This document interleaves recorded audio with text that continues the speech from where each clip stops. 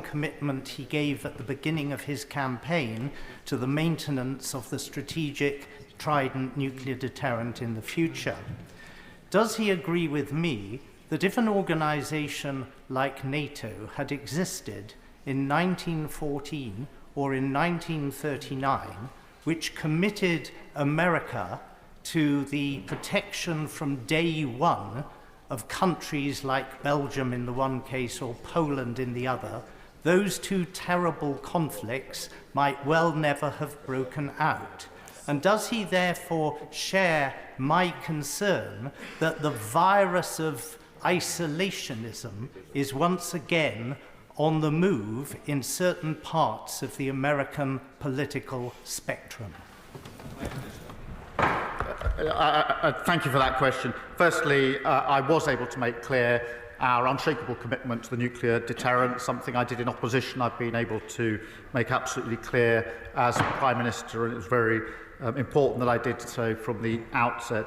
In relation to what may have happened in the past, I won't speculate, but I do believe that NATO is the most successful alliance the world has ever known, and that it is as needed now as it was when it was founded. The Labour then government was very proud to be a founder member of NATO, and it was very important for me to reaffirm our unshakable support for NATO. The world is a more volatile place.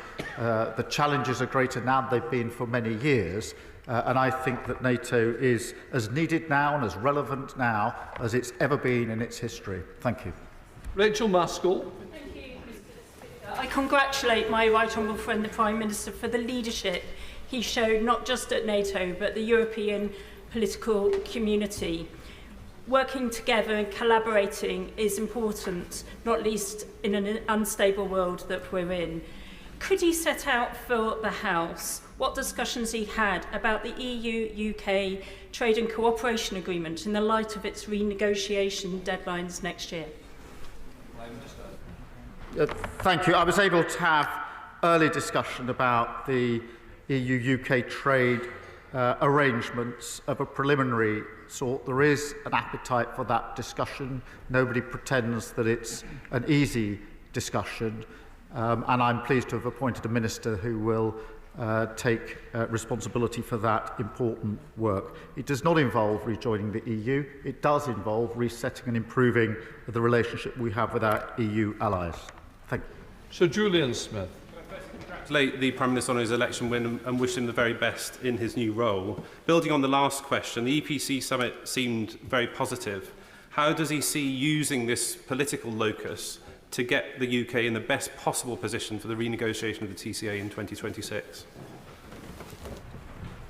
I thank the honourable member for his comments. I do think that there is an appetite now for a different discussion about our future relations with the EU, whether that's trade, whether that's education and research, or whether it's security cooperation. I think particularly in light of what's happened in Ukraine, there is a shared sense that there's room for closer work and closer ties there. So they're the three main areas. It's at very early stages, but the reset was very well received by very many European allies, and I was very pleased to have that early opportunity to set out our case. Thank you.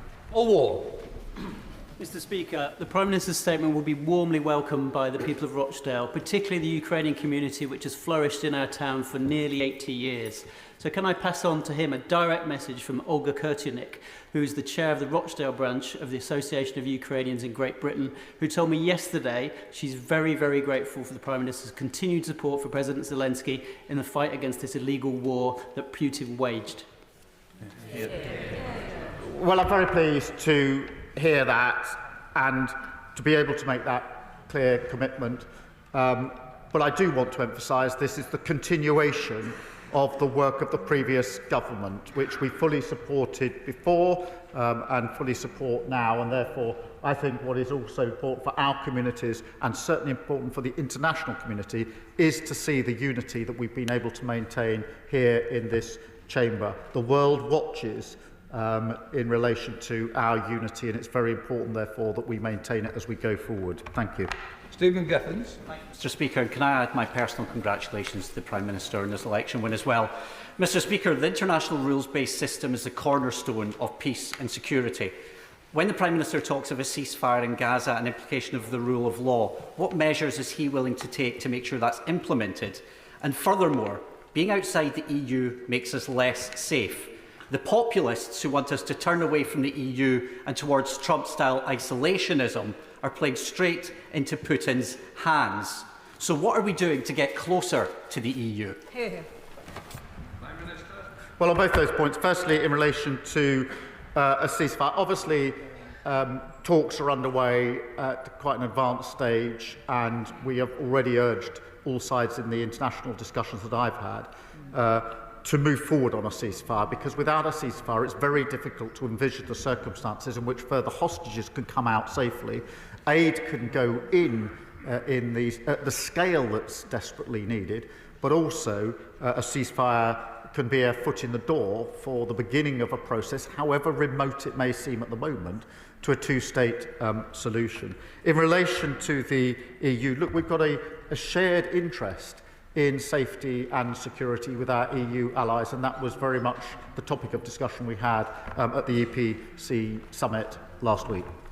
Josh Simons. Thank you, Mr Speaker. For my constituents in Makerfield, restoring control over our borders is a key issue of concern. It's become a matter of public trust. Does the Prime Minister agree that the new Border Security Command is an opportunity to show how the UK can play a leading role in tackling criminal smuggler gangs? Prime Minister. Yes, I do. And the command is based on the work that I did as Director of Public Prosecutions, working with law enforcement, security, intelligence sharing with our allies in the cases I was working on to deal with counter-terrorism. And I've never accepted the argument that the only gangs that apparently can't be taken down using the same techniques are the gangs that are running this vile trade. There was a real interest in what we were saying at the EPC summit last week, and an understanding that if we do share intelligence, data, strategy and approach, that we can all do more to bring down these vile gangs. Thank you. Sir John Whittingdale. May I welcome the Prime Minister's reiteration that the UK remains the strongest supporter of Ukraine against Russian aggression. But can he say what support we can also give to another former Soviet state, Armenia, both in resolving its conflict with Azerbaijan, but also in pursuing its ambition to move closer to NATO and to the European Union in the face of Russian threats and intimidation? Prime Minister. I'm grateful for that question. This did come up in the discussions last Thursday, as would have been expected, with a joint resolve to provide the support that is needed, the framework that is needed for peace and security across the entire region. And that is something where I do think, again, there's a shared intent with our allies to work together on it, because it is of such importance. Thank you for raising it. Fred Thomas. Thank you, Mr Speaker. I'm one of 12 newly elected members on this side of the House who've served in the armed forces. And in Plymouth, so many of my friends and neighbours have served as well. And all of us are deeply concerned by the ongoing illegal invasion and inhumane, increasingly barbaric tactics that Russia is using. Will the Prime Minister agree with me that in an uncertain world, one thing we can be sure of is that Ukraine has got no firmer friend than the UK? Yes, I can confirm that and emphasise just how important it is. We did have the honour of hosting President Zelensky at Downing Street on Friday, where I was able to make that clear, but again to take the opportunity that we were building on the work of the previous government, not departing from that work. And I think the support of the UK in particular to Ukraine has been leading, it's been important, it's been provided at difficult times, which has often led to others moving in accordance to the moves that we have made as a country. And President Zelensky is grateful for the role that we have played in the past and that we continue to play now. Dr. Caroline Johnson. My constituents in Sleaford and North Hykeham are very concerned about levels of illegal migration, and particularly people crossing the Channel. And I was pleased to hear the Prime Minister say that he wants to tackle it. He mentioned two measures, £84 million to tackle root causes, and he also mentioned the focus, which arguably is already present, on law enforcement. There were 1,500 people across the Channel in the last 7 days. How many of those people would he expect to have been deterred by the measures he described? Well, I'm grateful for the question. This is a real problem that we've inherited because not enough attention has been paid to border control, in my view. Record numbers have come this year, and the measures that have been taken by the last government were patently not working. So we need to address that. That's why we've taken early steps to set up the Border Security Command. It's also why we've already moved more staff into the returns unit so it can get on with the job of actually returning those that have no right to be here. 100 staff moved already in the early days of this government. But we do have to recognise that we also need to address the reasons that people move in the first place, which is very much to do with conflict, to do with poverty and to do with climate change. And if we ignore those upstream causes, then we will never fully get to grips with the problem which is so obvious to so many people in this country. Andrew Lewin. Thank you, Mr. Speaker, and thank you to the Prime Minister for his statement. I want to thank him particularly for his commitment to resetting our relationship with the European Union. It is with regret that the deal signed by the party opposite when they were in government did real damage to our economy, put up barriers to trade with the European Union and increased red tape. Will the Prime Minister agree with me that now is the time for a new relationship and to take practical measures to increase our alignment with the European Union, such as the mutual recognition of professional qualifications, so we can help our services and get our economy moving again? Well, I thank my honourable friend for those questions. Look, I don't think the deal we've got is good enough. I think if you talk to any business that deals with the EU, they would complain that it's not good enough for them. It's made trade harder, not easier, and that's a real problem. So we can do better than that. And the EPC was an early opportunity for us to reset our relationship and begin progress towards that better relationship, whether it's in relation to trade or defence and security, which are both very, very important to us. Thank you. Roberts.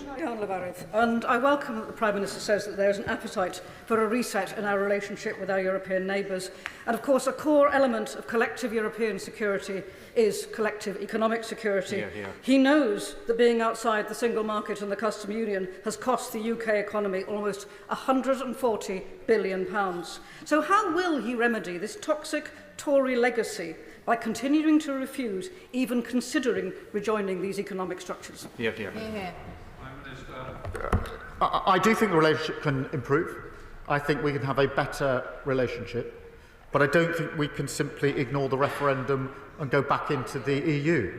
And in the discussions I had with our European allies, none of them were urging us to take that course. They were interested in the argument we're making about a better relationship and how that can work in relation to trade, in relation to education, in relation to security and defence. And that's why I wanted to be very clear from the outset what our approach is. Thank you.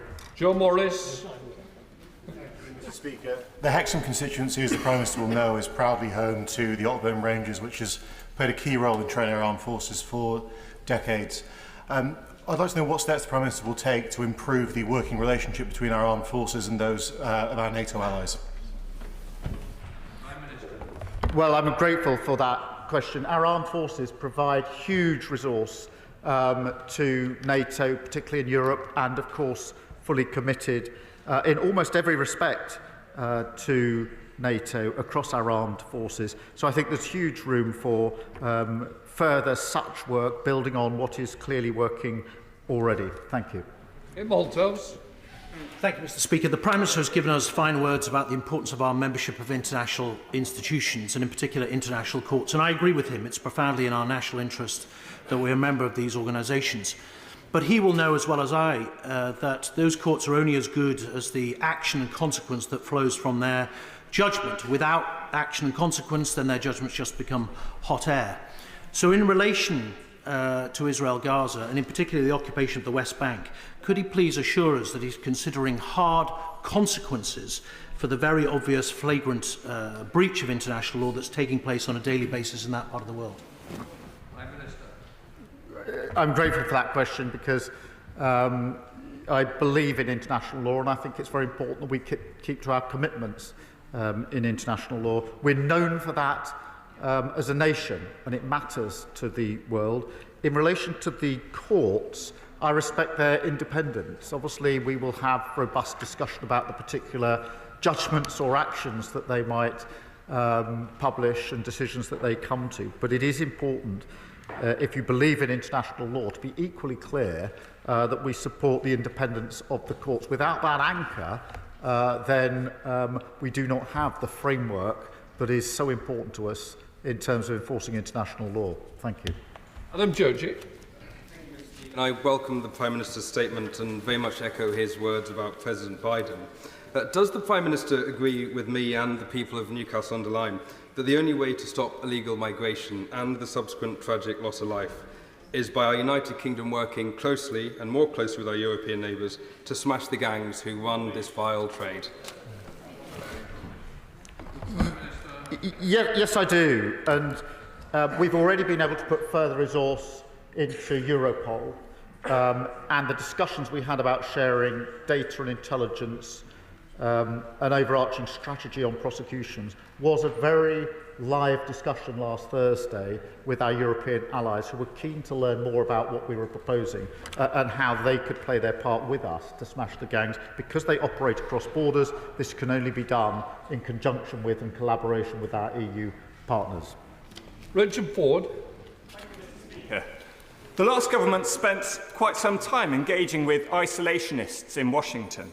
They sought to influence conservative think tanks in the US that are listened to by Republicans, such as the Heritage Foundation. I appreciate the point that the Prime Minister makes that it is for the American people to decide who governs them later this year. Yet, what more can his government do to stress to Republicans and to candidate Trump that European and American security are indivisible? Well, in relation to the first part of the question, luckily I don't answer for the last government, I answer for this government. On the question, look, we will work with whoever the American people elect in as president, but specifically on the question, the relationship, the special relationship between the UK and the US is, it was forged in the most difficult of circumstances. It's endured for many years, and I think it is important both to the US and the UK to maintain that special relationship. I've had the early opportunity to make my position clear on this, which again is a continuation of the position of the last government, and that special relationship matters to us, whoever ends up being the President of America. Sally Jameson. Mr. Speaker, does the Prime Minister agree with me that we need a NATO-first defence policy in the face of growing Russian aggression like we've seen in Ukraine? And will he also join me in paying tribute to the Doncaster Ukrainian Centre in my constituency, who have worked around the clock and tirelessly to support Ukrainian refugees, demonstrating the true community spirit of Doncaster? Yeah. Well, let me start by joining in that and making it clear how important that work that's done in so many communities is really important in terms of the support that is shown and the welcome actually it's shown as well to refugees. In relation to the point about NATO first, this is very important. As I say, we're very proud to have been the founding members among the founding members of NATO, and the review that we've put into place does have framework principles, one of which is NATO first, so that will inform the way in which we conduct the strategic review. Thank you. Sir Desmond Swain. Why do we continue to limit Ukraine's ability to take the fight to Russia? Well, the approach to capability which has been provided from the UK remains the same now as it was 3 weeks ago. So no different decisions have been taken based on the principles of recognising Ukraine's right to self-defence and the parameters of international law. I think that's right, and that's why no new decisions have been taken in relation to that. John Slinger. Thank you, Mr. Speaker. Will the Prime Minister agree with me that the strength and unity of purpose expressed by our international alliances is mirrored and indeed enhanced by the solidarity with which the British people have shown friendship in accommodating Ukrainians in this country? And would he join me in praising the work of the Rugby Ukrainian community and assuring me that his government will continue to support such groups going forward? Yes, on both points. I was very struck a number of months ago when I was in Swindon with Ukrainian women who were leading some of the workshops on businesses and success and the incredible contribution they were making. On the main point about the attitude of the British people, it was really good to be able to say to President Zelensky, as I did, that we've just had an election and that we've been all over the United Kingdom, and pretty well wherever we went, you saw the Ukrainian flag and people supporting Ukraine, irrespective of party political differences. There was a real sense that the whole country, as well as the government and the opposition here, support Ukraine and are determined to do whatever they can to stand up to Russian aggression. And I think we should be really proud of the fact that we see that right across the country. Jeremy Corbyn. Thank you, Mr. Speaker. I congratulate the Prime Minister on the office he's achieved and thank him for the statement he's given today, and I'm pleased with the decision to remain as part of the European Convention on Human Rights. In all the meetings he's had with both the EU and NATO, was the issue of global war considered? The issues not just of the wars in Ukraine and Palestine, but also in Sudan, in Congo and Yemen, and the possibilities of involving the UN much more in looking towards a more peaceful future rather than a continued greater expenditure on arms. And if we are to follow the role of international law, whilst I'm pleased that he's called for a ceasefire in Gaza, surely it needs to go a bit further and call for the withdrawal of Israeli occupying forces in both Gaza and the West Bank, and an end to our complicity by the supplying of arms to Israel. Order. Can I just gently say to Honourable Gentleman, I've got a lot more to get in as well. As important as his message is, I need to make others heard. Prime Minister. Let me deal with both points. Firstly, in relation to conflict resolution, yes, that did come up because we had a very full discussion about illegal migration, about the law enforcement aspect of it, as I've explained, but also about the root causes of migration, conflict, poverty and climate change being key among them. In relation to a ceasefire, look, the prospect of a ceasefire is there. I'm urging all parties to take that opportunity, which is an important foot in the door for the political process that I believe is the only process that's going to bring about lasting peace and resolution in the Middle East, which is why it's so important. Katie White. I congratulate the Prime Minister on clearly a very successful set of meetings over the last week. But can I ask my right honourable friend, does he agree that the shift in relationship with the European Union, led by the previous government, has indeed made us economically poorer and undermined small businesses, like the toy shop in my constituency in Horsforth, which closed? Can I ask, will he ensure that small businesses and their needs and prosperity will be at the heart of any renegotiation deal in 2 years' time? Well, I'm grateful for that question. Look, there are businesses across the country who are dealing with Europe who do feel that the deal that this government, the last government, negotiated is not good enough for them, and it's made trading much harder for them, which is why they're encouraging of us to reset that relationship and make sure that we get a better deal. It would be better for our country, be better for our businesses and better for our economy, and our number one mission in government is to grow our economy, and so it's very important to be seen in that context as well. Sir Geoffrey Clifton-Blow. Thank you, Mr. Speaker. May I congratulate the Prime Minister too on what has obviously been a successful series of meetings last week. He set out some of his new policies to deal with illegal migration across the Channel today and return illegal migrants from this country. Over what sort of timescale could the British people reasonably expect his new policies to start have a real effect on these issues? Well, we've taken early measures because I know that the British people want to see the impact. They want to see a difference. And they do feel very much that in recent years there's been a loss of control of the borders, and that is a matter of border security and actually a matter of national security. So that is why we've acted quickly to begin the steps to better set up the Border Security Command. That is why we've already begun to put more staff in the returns unit and taken the decision in relation to the upstream work that was needed to reduce the likelihood of migration in the first place. They are early steps. I'm not going to put an arbitrary date on it, but I do understand the thrust of the question, which is that this is an area of great importance where the British people want to see a material change in the situation as it now is. Mark Ferguson.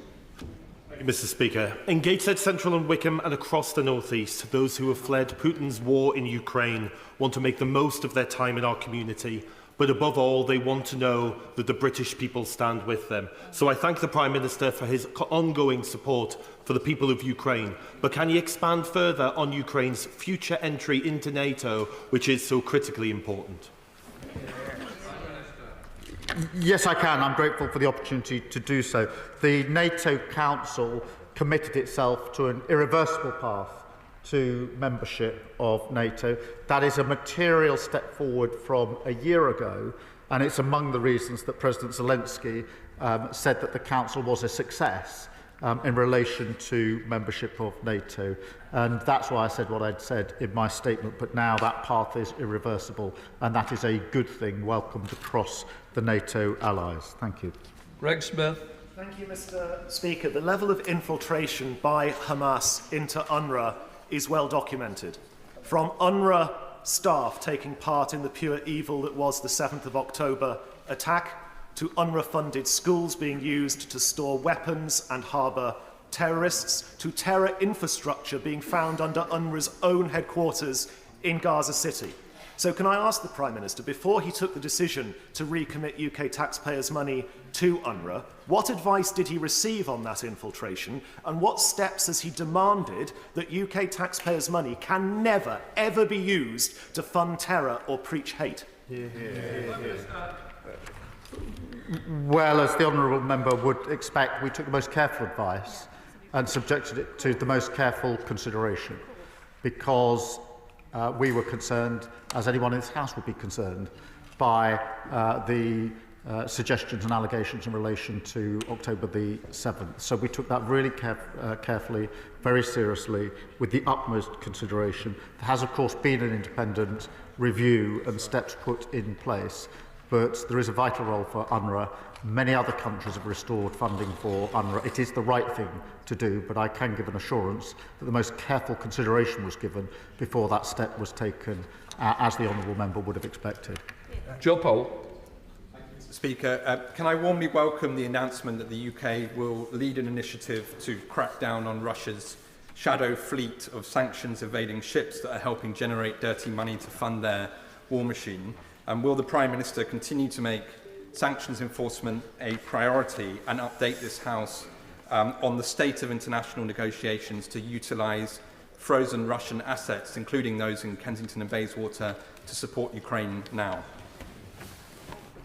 Well, I'm grateful for that question, and I think there was important progress at NATO in relation to sanctions, and I do think it's important for the House to have regular updates, and therefore we can commit to give the next update as soon as it's appropriate to do so. But I think across the House there is a resolve to use sanctions as effectively as they can be used as one of the weapons in relation to Russian aggression. Thank you. Colin Miller. Thank you, Mr. Speaker. I hope the Prime Minister enjoyed welcoming fellow European leaders to Blenheim Palace in my constituency. One of my constituents, Rose, is currently studying Spanish and French at Southampton University. She would like to spend her year abroad working in Spain to strengthen her language skills and improve her employment prospects.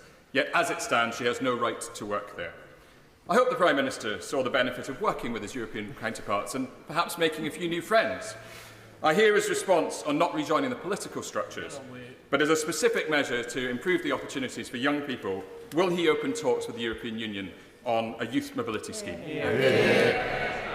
Well, it was very good to be in the honourable member's constituency at Blenheim Palace, and I can't tell him how many European leaders said to me that they had previously visited usually whilst they were studying in the UK, but only paid the £5 to get into the grounds because they hadn't had the money to get into the building, which they were then entering, which was a common theme. On the substance of his question, look, we're not returning to freedom of movement, but I do understand the desire of people to work in other countries. But look, I need to be clear, there's no rejoining the EU, there's no rejoining the single market or the customs union or return to freedom of movement. But I do believe there's a better deal that we can work on. And I think that the more we can work across the House on that, the better, because then it will be the more enduring. Peter Swallow. Speaker. As the proud home of the RMA Sandhurst, my constituency knows the vital importance of our armed forces in keeping Britain safe. So I warmly welcome the government's commitment to setting out a path to 2.5% GDP spending on defence. Can the Prime Minister update us on conversations he's had with our NATO friends and allies to encourage others to match this target? Well, I'm proud of the commitment we already make to NATO over the 2%, and we did have a discussion at the NATO Council, as you'd expect, on the need for all NATO members to make that contribution and to increase their contribution, and there was a commitment to do so. Our commitment to 2.5% will be set out, the path to it will be set out by the Chancellor of the future fiscal event. Thank you. Thank you, Mr. Speaker.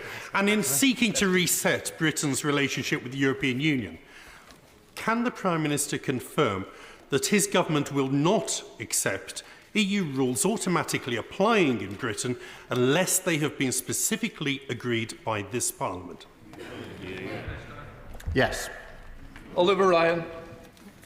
Can I thank the Prime Minister for the leadership that he's shown in his discussions at Blenheim, especially on NATO? I'm proud to see the Prime Minister recommit us to a two-state solution in the Middle East and to an immediate ceasefire in Gaza. Does he agree with me that this conflict is urgent and dire, but needs sober and considerate solutions rather than extreme rhetoric from those who might seek to sow further divisions?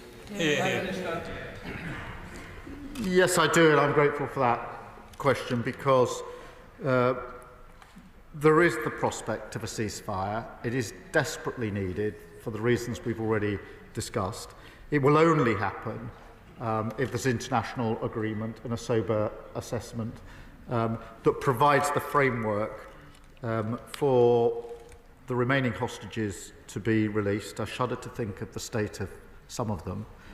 For the aid desperately to be allowed in at the scale it's needed, and for beginning of the process, in my view, the only process that will lead to a lasting resolution of this awful conflict. And I think that it's all of our, not just interest, but duty to do everything we can to ensure that that comes about.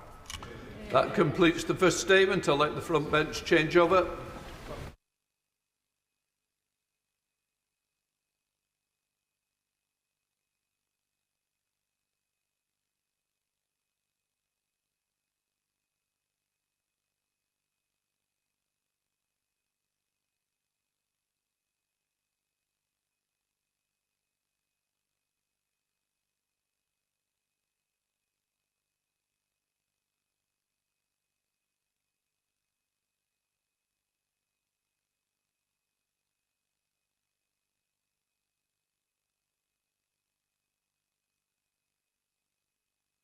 Right, we now come to the next statement, but before we start, can I just say to the Home Secretary, the statement didn't arrive in my office, it was late. I believe it was also late to the opposition, and quite rightly, you made a big thing of it as Shadow Home Secretary, so I'm just reminding you of your words back, that we do need to get on time. This second time so far, and I know it won't happen again, it will be taken on board. I now call the Home Secretary, Yvette Cooper.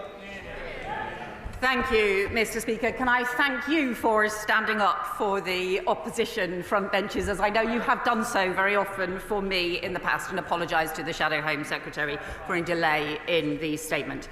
Mr. Speaker, most people in the UK want to see strong border security with a properly controlled and managed asylum system where our country does its bit to, alongside others, to help those who have fled persecution, but where rules are properly respected and enforced so those with no right to be here are swiftly removed. At the moment, we have none of those things.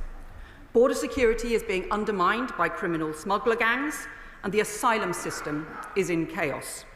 19 lives have been tragically lost in the Channel so far this year, including children. No one should be making these perilous small boat journeys. Criminal gangs have been allowed to take hold along our border, and they are making huge profit from undermining our border security and putting lives at risk. They should not be able to get away with it.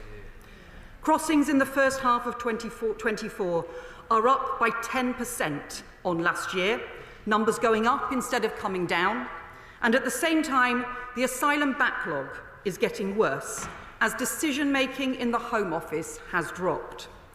And a Home Office spending on asylum support has increased sevenfold in the space of just 3 years. This cannot go on. So since my appointment 2 weeks ago, I have reviewed the policies, programmes and legislation that we have inherited from our predecessors, and I have been shocked by what I have found. Not only are there already serious problems, but on current policies, the chaos and costs will likely get worse. First, on our border security. It's clear that the security and enforcement arrangements we've inherited are too weak. Criminal gang networks are operating with impunity along our border, across the continent and beyond, and across the UK too. Action along the Channel between Britain and France has improved and is preventing some boat crossings. The work of the Small Boats Operational Command in the Channel is important and will continue. But we need to go much further. We should be taking far more action upstream long before the boats ever reach the French coast. Cooperation with Europol and other European police forces and prosecutors is far too limited, and enforcement against exploitation and trafficking in the UK is far too weak. Information sharing with our European neighbours has reduced rather than increased. And as a result of these weak arrangements, I am extremely concerned that high levels of dangerous crossings we have inherited are likely to persist through the summer. Mr. Speaker, let me return to the Rwanda Migration and Economic Development Partnership. So 2.5 years after the previous government launched it, I can report it has already cost the British taxpayer £700 million in order to send just 4 volunteers. Those costs include £290 million payments to Rwanda, chartering flights that never took off, detaining hundreds of people and then releasing them, and paying for more than 1,000 civil servants to work on the scheme. A scheme to send 4 people. It is the most shocking waste of taxpayers' money I have ever seen. Looking forward, the costs are set to get worse. Even if the scheme had ever got going, it's clear it would only cover a minority of arrivals. Yet a substantial portion of future costs were fixed costs. For example, the annual direct payments to Rwanda, the contracts for escorts, the staffing in the Home Office, the detention and reception centres and more. So the taxpayer would still have to pay out no matter how few people were relocated. And most shocking of all, over the 6 years of the Migration and Economic Development Partnership forecast, the previous government had planned to spend over £10 billion of taxpayers' money on the scheme. They did not tell Parliament that. Mr. Speaker, I want to thank the Rwandan government for working with the UK in good faith, because the failure for this policy lies with the previous UK government. It has been a costly con, and the taxpayer has had to pay the price. Let me turn now to the Illegal Migration Act. This law has been in place for a year. We were told it would stop the boats. That has clearly failed. The legal contradictions in the Act are so great they make it unworkable. Indeed, 12 months on, the central duty has not even been enacted. It is also costing the taxpayer billions of pounds. Under Section 9 of the Act, people who arrive can claim asylum and get asylum accommodation. But under Section 30, if they arrive after March 2023 and meet key conditions in the Act, no decision can be taken on their case. They just stay in the asylum system.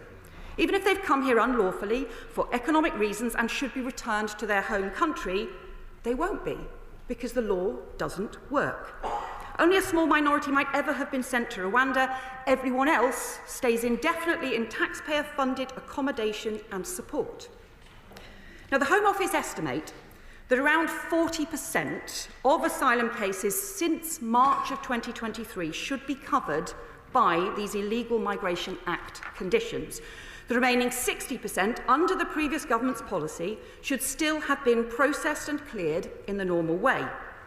However, even though previous ministers introduced this new law 12 months ago, they didn't ever introduce an effective operational way for the Home Office to distinguish between the cases covered by the Illegal Migration Act and the other cases where decisions should continue, between the 40% and the 60%. So as a result, decisions can't be taken on any of them.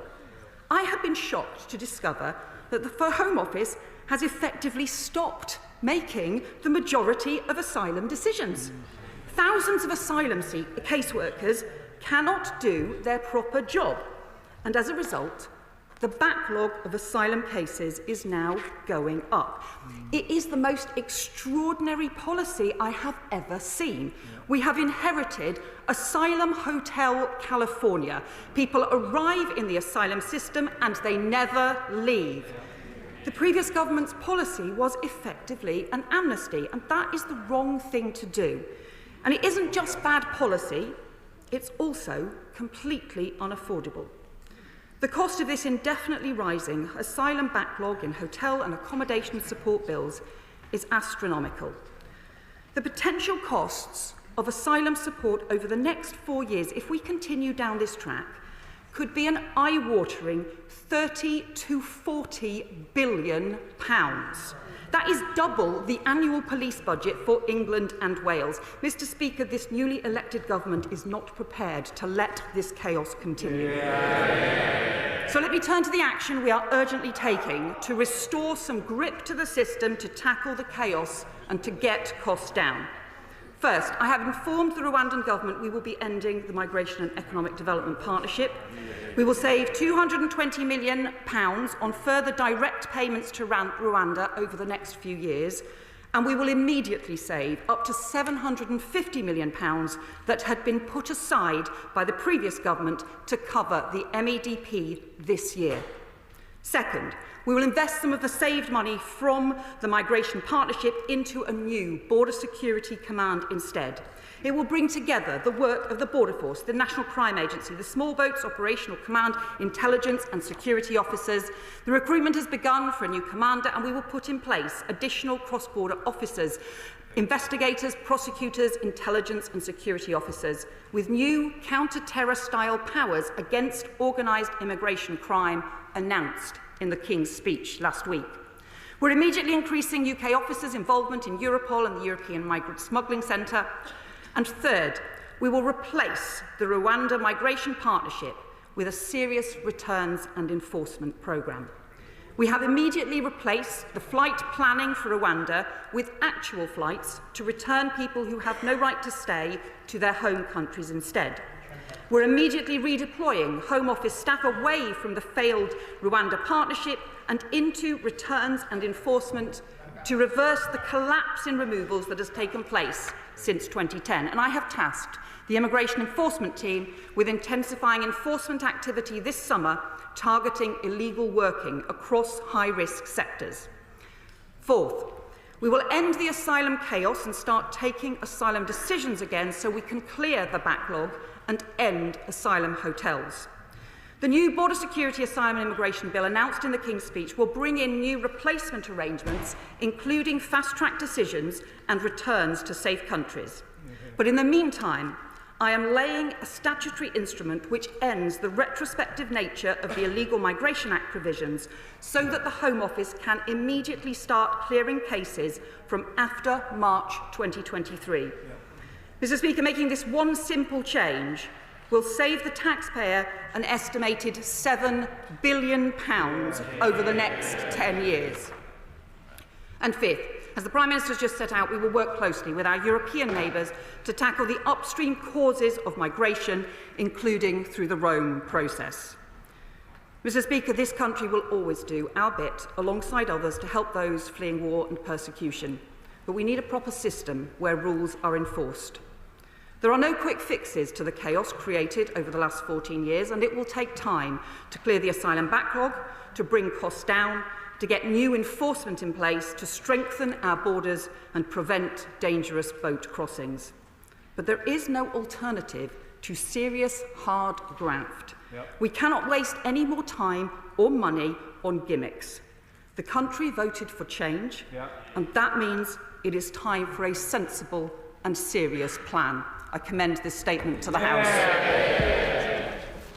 Just say a very important statement, and it ran over slightly, so I'm more than happy for the front bench spokespersons also to run over if need be. Shadow Home Secretary James Cleverly. Mr. Speaker, thank you very much, and I welcome you back to your place, my first opportunity to do so. In my time both as Home Secretary and indeed before that as Foreign Secretary, you were very kind to me, my minor indiscretions at the dispatch box, late deployment of statements and slight overrunnings. As you know, you've also been very, very kind to my family in sometimes quite trying circumstances, and I very much appreciate that. I also want to take this opportunity to congratulate the Right Honourable Lady on her appointment as Home Secretary. It is a challenging but incredibly rewarding job, and I genuinely, because the security of this nation is now very much in the hands of her and her ministers, I genuinely wish her all the success and everything she is looking to do. And I know she inherits in the Home Office a dedicated team of civil servants who will help her keep the country safe and secure. They did that to me when I was in her position. I'd also like to take this opportunity, of course it's disorderly to recognise their presence, but if I were to wave my hand vaguely in this direction, I might also take the opportunity to thank my previous private office civil servants.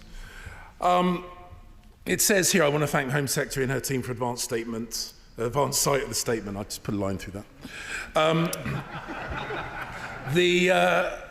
The Labour Party and indeed the Home Secretary in her statement like to talk tough on border security, but today's statement, despite all the hyperbole and the made-up numbers, is basically an admission of what we knew all along, is that the Labour Party have scrapped the Rwanda partnership on ideological grounds, removed a deterrent which the National Crime Agency said that we needed, and the level of discourtesy directed towards the people and government of Rwanda is quite breathtaking. To have them read about this decision in the papers before anyone from government had the good grace to formally notify them, I think is an error, and no one in this House believes for a moment that that level of discourtesy would have happened had this partnership been with a European country. Labour has given an effective amnesty to thousands of asylum seekers who are banned under Conservative plans. And Labour's plans amount to doing less than we were doing when we were in government and merely changing the signs above a few desks at the Home Office with their so-called border command and their returns unit. Before the election, the Right Honourable Lady said that she would create a returns unit. Now, the narrative is that she is going to redeploy some staff, not increase the number of staff, redeploy some staff, showing that the returns function already exists. And the fact there is now no safe third country to return people to who cannot be returned home means that we ask, where is she going to send the people who come here from countries like Afghanistan or Iran, in Syria? Has she started negotiations on returns agreements with the Taliban or the Ayatollahs of Iran or Assad in Syria? And if she's not going to send anyone that arrives here on small boats to Rwanda, which local authorities will she be sending people to? We were closing hotels when I was in government, and I wonder which local authorities will be receiving those asylum seekers. If not Rwanda, will it be Rochdale or Romford or Richmond? And most importantly, can the right honourable lady now confirm that if you arrive here illegally in a small boat, you will be able to claim asylum? And finally, will she confirm how long after she briefed the media that she was scrapping the partnership with Rwanda did she have the courtesy to speak directly with the Rwandan government? And it is because we now have no deterrent that nobody wants to take on the role of the head of her new so-called border command. Neil Basu, former senior police officer, a man who I have huge respect for, was Labour's #1 choice. He's ruled himself out. And we now learn that General Stuart Skeets, again, a very highly respected former British Army general who was in large part responsible for delivering the Albania deal, which cut small boat arrivals by 90% from that country, has resigned from his position as Director of Strategic Operations. To misquote Oscar Wilde, to lose one border commander could be seen as a misfortune. To lose two looks like carelessness, perhaps even incompetence. I also notice, and it's available online for those who are thinking of applying, that the new job advert for Labour's Border Security Command is located not in Kent, where the channel is, but is flexible from Belfast, Bristol, Cardiff, Durham, Glasgow, Liverpool or Manchester, none of which, the last time I checked, are anywhere near the English Channel. The reality is, everybody knows, including the people smugglers, that the small boat problem is going to get worse. Indeed, has already got worse under Labour because they have no deterrent. People are being sold a lie when they are being smuggled into this country across the busiest shipping lanes. And we do need to stop them. Too many lives have already been lost. Sadly, 6 more have been lost in the Channel in the last few weeks, and our hearts go out to them and their loved ones. We disagree on many things, but we can agree that we need to put an end to this evil trade. But sadly, the initial decisions that her government has made this problem worse and not better. Secretary. Thank you, Mr. Speaker. Can I welcome the words that the Shadow Home Secretary gave about the dedication of the Home Office officials and also the importance of work on national security. As he will know, when I was in the shadows, I always worked with him and supported him around national security issues. I know he will do the same as well, and I welcome him to his shadow post as well. I presume this was the first of the Conservative leadership speeches, contest speeches that we have heard today. Let me just respond to some of the things that the Shadow Home Secretary has said. Look, you realise, let's all be very clear what it is we have inherited from him and from his party. We've had the highest level of spring crossings ever. Yeah. That is what has happened under his party. We've had gangs left to wreak havoc, not just along the French coast, but across our border, through our country and back through Europe as well. We've got asylum supports, costs set to rise to £30 to £40 billion over the next 4 years as a result of his decisions and his party. And as for this idea about deterrent, I'm really sorry. 4 volunteers being sent to Rwanda isn't a deterrent to anyone for anything at all. And the idea that he would spend £10 billion on this fantasy, this fiction, this gimmick, rather than ever do the hard graft. Actually, £700 million has already been spent on sending just 4 volunteers in 2.5 years. Now, we had often warned that it would frankly be cheaper to put them up in the Paris Ritz. Frankly, it turns out, it would actually be cheaper to buy the Paris Ritz. And as for the amnesties, I don't know if he has ever understood the Illegal Migration Act that he voted for and then he inherited from his predecessors, because When he asks what happens to people who arrive illegally and can they claim asylum, that is exactly what happens under Section 9 of his Illegal Migration Act.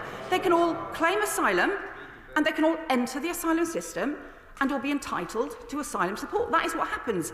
That is the system that he's been presiding over and running since he became Home Secretary. That is the system that we have now inherited. The problem is people enter the asylum system and they never ever leave. He didn't even bring in the operational arrangements to try and properly take decisions, and his Home Office effectively stopped taking the majority of asylum decisions in May. Maybe he didn't even know, but that is what's happened in his Home Office. Mr. Speaker, this party and this government doesn't believe in amnesties. We think the rules need to be respected and enforced. His party is the one who has actually given an effective amnesty to people who can stay in the asylum system forever.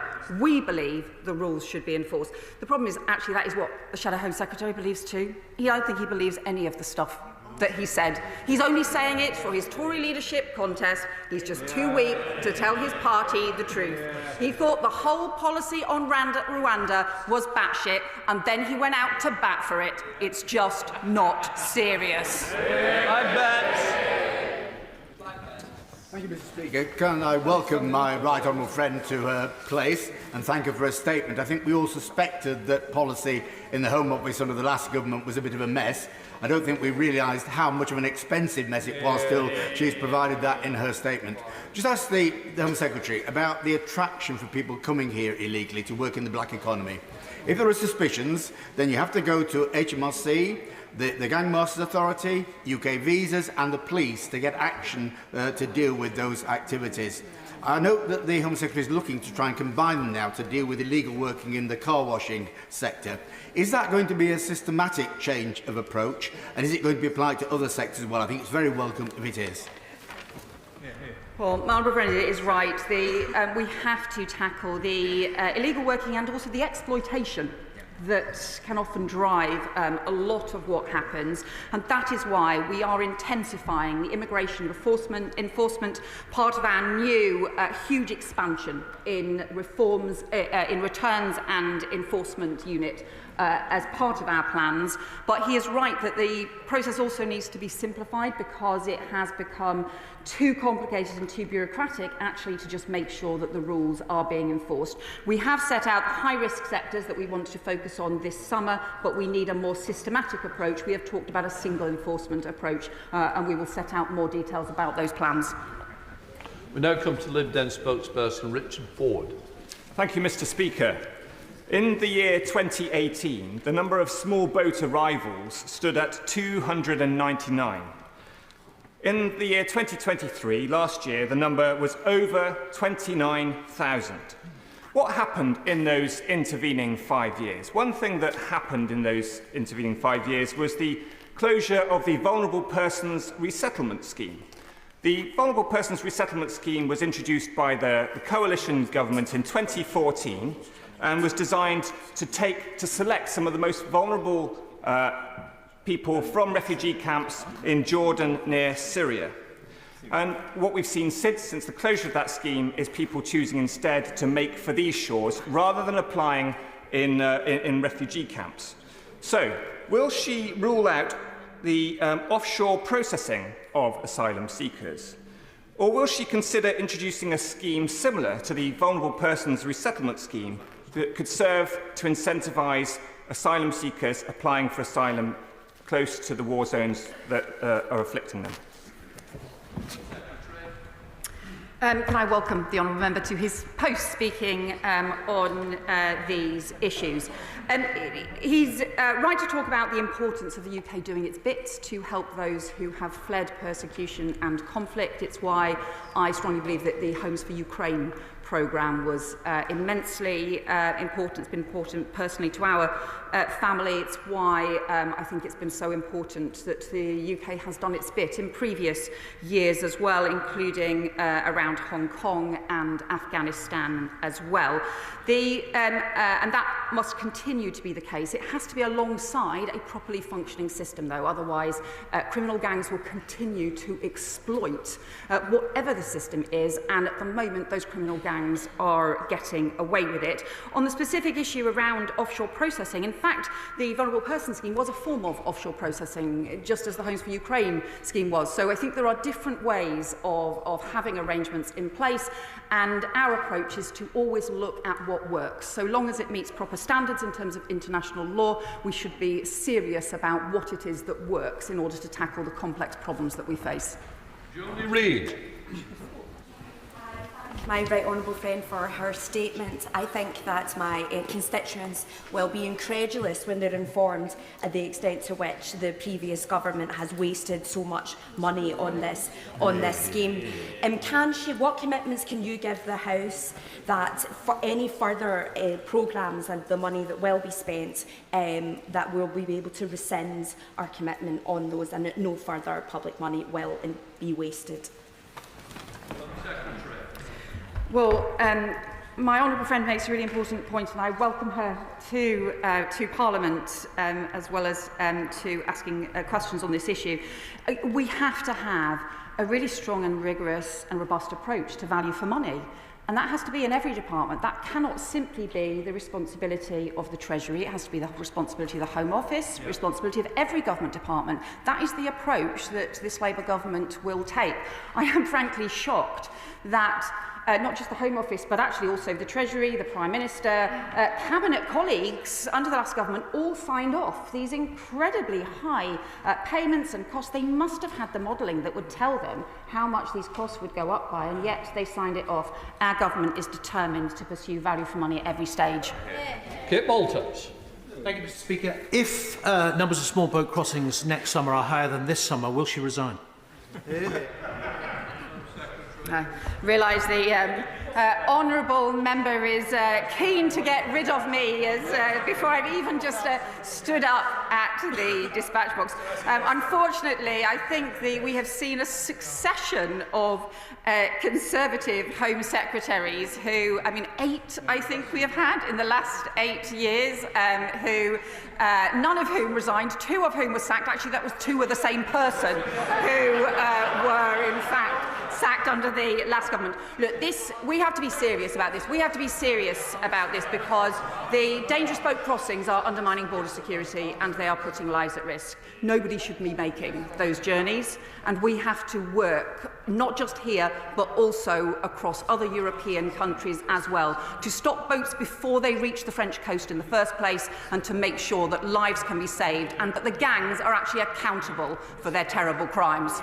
Joyce Simons. Thank you, Mr. Speaker. Can I thank the Home Secretary for her statement on the shocking figures that are symbolic of the failure of the members opposite to restore control over our borders. I note that despite this spending of taxpayer cash, removals of failed asylum seekers collapsed and foreign national offenders collapsed under the Conservatives. Can I ask the Home Secretary what the Home Office is doing to ensure that those who've no right to be in the UK are swiftly removed and the rules are properly enforced?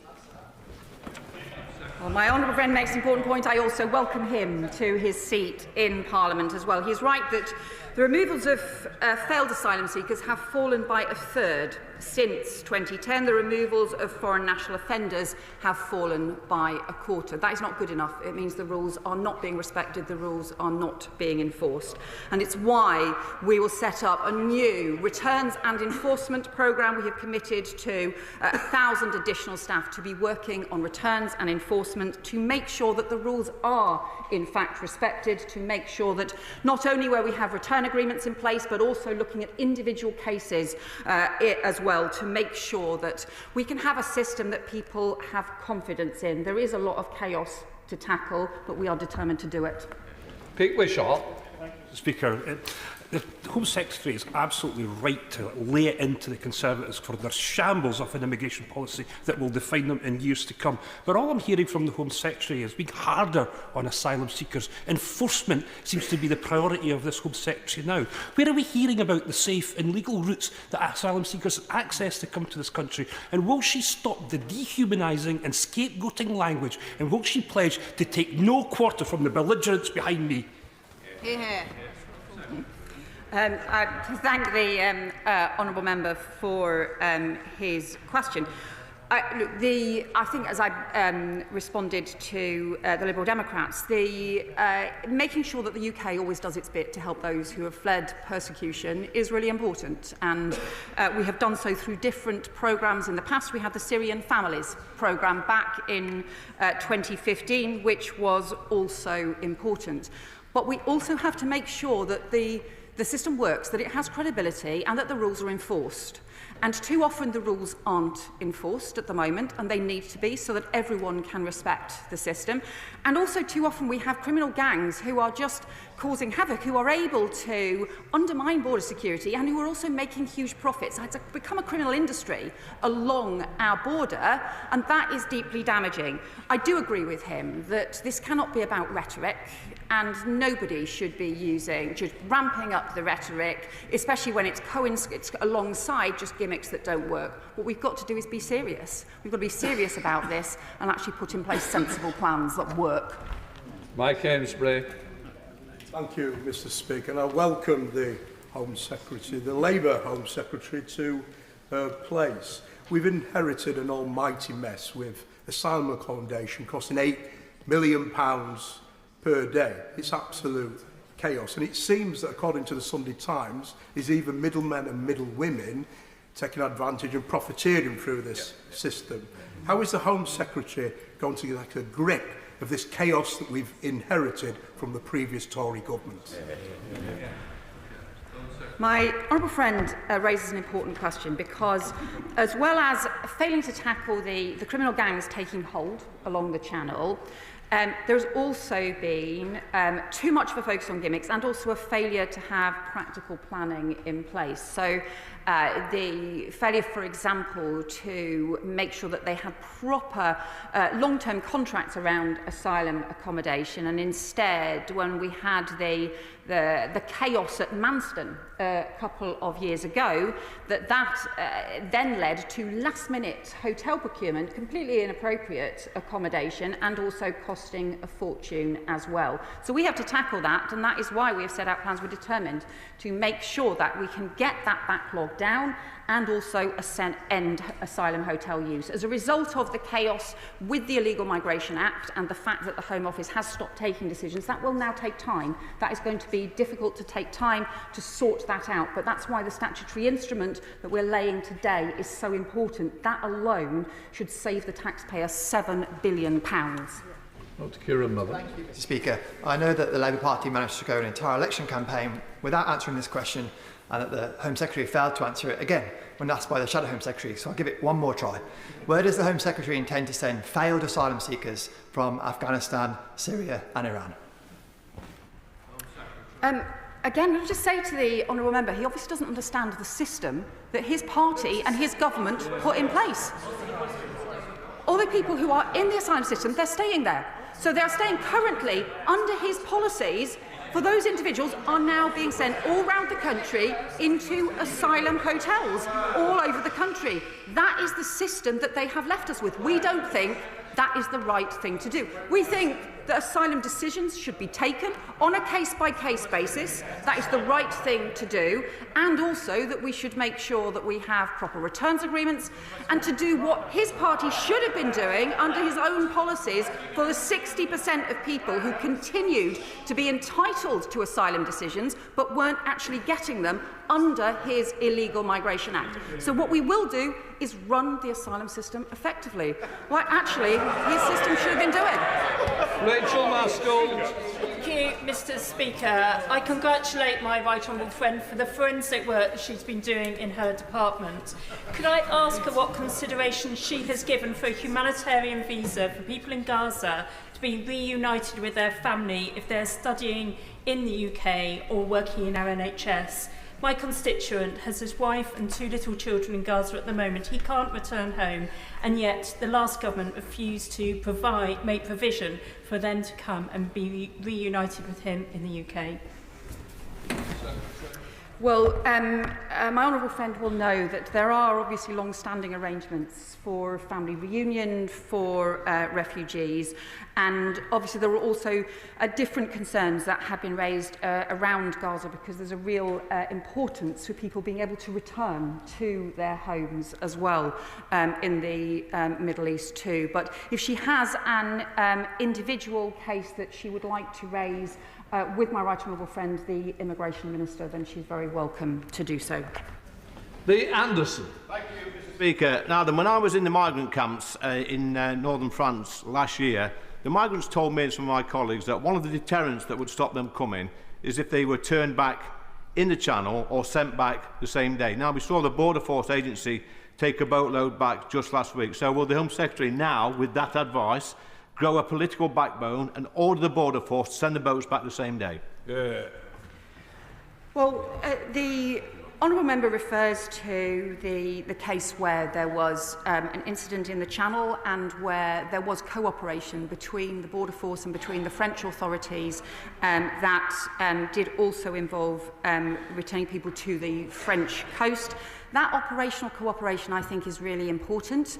But I would just say to him, cooperation is the really important word here. Because if we want to prevent gangs operating and organising, if we want to prevent boats reaching the French coast in the first place, we have to work closely not just with France, but with Germany, with other European countries, with the countries through which some of the supply chains are operating as well. And it's that cooperation that I know quite often he and some of the others in his party have refused. So that cooperation will be important, and it's our best way to stop the criminal gangs. Toby Perkins. Thank you very much, Mr. Speaker. In just a few short days, my right honourable friend has simultaneously saved the taxpayers a tremendous amount of money and got more people in the Home Office working on getting this system sorted than we have had in the years that have gone before. So can I congratulate her for that? Does she agree with me that it's entirely in keeping with Labour values to ensure that there's safe refuge for those fleeing a war zone, and at the same time to ensure that those who aren't entitled to be here are repatriated and save the UK taxpayers' money? Well, my honourable friend is right. There are just some principles here about doing our bit to help those who fled persecution, but also making sure that those who have not, the rules are enforced, and that people who don't have a right to be here should be swiftly returned. So at the moment, none of those things apply. None of those things are working properly, and that's why we have to restore order to the asylum system so that we can go back to some of the principles that, if you go back many years, the UK has always stood for. Colin Denyer. Thank you, Mr. Speaker. It is a huge relief that the vile Rwanda scheme has been scrapped, and I've listened very carefully to the Home Secretary's statement. Now, given that 94% of people seeking asylum in this country are ready and eager to work to support themselves, and given that freezing them out of work leaves them in destitution, but also means that the UK misses out on tax revenue from their work and misses out on much-needed specialists and professionals like the nurse I met in an asylum seeker project in Bristol recently, will the Home Secretary take the UNHCR's advice and urgently lift the ban that stops asylum seekers from working? No, I don't believe that that is the right approach, because what we need to do is to make swift decisions and make sure that the rules are properly respected and enforced. I am concerned about employers who exploit those who have arrived, sometimes as a result of criminal gangs, sometimes as a result of trafficking, sometimes as a result of smuggling. I don't believe that employers should be able to exploit those kinds of routes and journeys. Once, if people have fled persecution, if they are granted asylum in this country, then of course they should be able to work and be able to work swiftly. But if they are not entitled to be here, if they have not fled persecution, if they should be turned down and returned to their home country, then they should not be able to work in the UK. Mike Tapp. Thank you, Mr. Speaker. My constituents in Dover and Deal take this very seriously, being at the very front line of this issue after the Conservatives have left us with open borders. My right honourable friend, thank you for dealing with this with such seriousness. how long will it take for the Border Security Commander to be in place? And when they are, what sort of impact will they have in assisting law enforcement? Yeah. So can I thank my honourable friend, welcome to him to his position, and as the honourable member for Dover, I know his constituency has faced some of the real pressures as a result of the criminal gangs and the small boat crossings. I thank him for his work, and I know also his experience in tackling some of these issues, and he knows very well the work of the National Crime Agency, for example, in tackling these criminal gangs. The Border Security Command, we are putting in place the steps for the Border Security Command straight away. So we have already begun the recruitment, not just for the new commander, but also for additional staff, for hundreds of additional cross-border police, security and intelligence officers and specialist investigators and prosecutors. That work will start straight away. We have already immediately increased the UK presence in Europol and also in the European Migrant Smuggling Centre as well, so that we can get on with that work, building those partnerships and taking that action. Greg Stafford. Thank you, Mr. Speaker. I'm sure the Home Secretary agrees with me that it is a moral issue in terms of we must never again see people dying in the Channel. But does she agree with me that deterrent must be a part of the panoply that we put forward? So I'm not clear, what deterrent measures is the Home Secretary going to put in place? And because this question has been failed to be answered a number of times, what will happen to failed asylum seekers from countries like Syria, Iran and Afghanistan? So the honourable member, I agree with him that it is just devastating that lives are being lost, including children. And we've seen increasing violence from some of the gangs crowding more people onto these overcrowded boats where a little 7-year-old girl ended up losing her life. But he talks about the issue about deterrence. The problem with the Rwanda scheme is it's clearly not a deterrent at all. 4 people being sent over 2.5 years, that is not a deterrent at all. The issue then is that at the moment as well, there are no deterrents for any of the criminal gangs at all. They can just operate with impunity. So you have to start by making sure that the criminal gangs actually can face justice, that there is actually the action on the supply chains earlier on, and make sure that we have consequences and that there is a deterrent there. I would also say that the problem is, I think, when you have a system where people can arrive in the UK and stay in the asylum accommodation system forever, which is the Illegal Migration Act that his party voted for, that also actually means there is no disincentive for anyone, because actually it makes it very easy for people, even if they have no right to be here, to be able to stay indefinitely, to be able to work illegally, and that goes against the rules and means the system is just not working. Adam Thompson. Thank you, Mr. Speaker, and thank you to the Home Secretary for her statement today, which I think contains some really quite revelatory points on the state of finances. Now, Sandy Acre in my constituency is home, and long has been home, to 2 of the asylum hotels, one of which I was very pleased to see recently closed. But the Best Western Hotel remains open, and this is a huge cost to people in my constituency and across the nation, and indeed leaves asylum seekers caught in an endless and inescapable limbo that they cannot get out of. What steps will the Home Secretary be taking to make sure that we can close asylum hotels once and for all? Well, my honourable friend makes a really important point, and we need to clear the backlog, not just let the backlog grow and grow and grow, which is what the Conservatives were doing, but actually to end up clearing the backlog so that as a result of that we can end asylum hotels, which are inappropriate and extremely costly.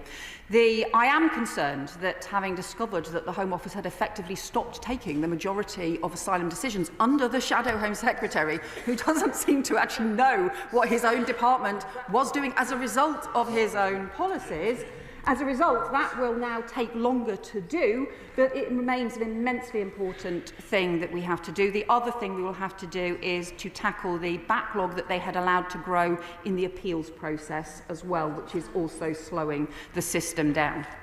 Brian Matthew. Mr. Speaker, congratulations to the Home Secretary on her appointment and also on her statement to the House.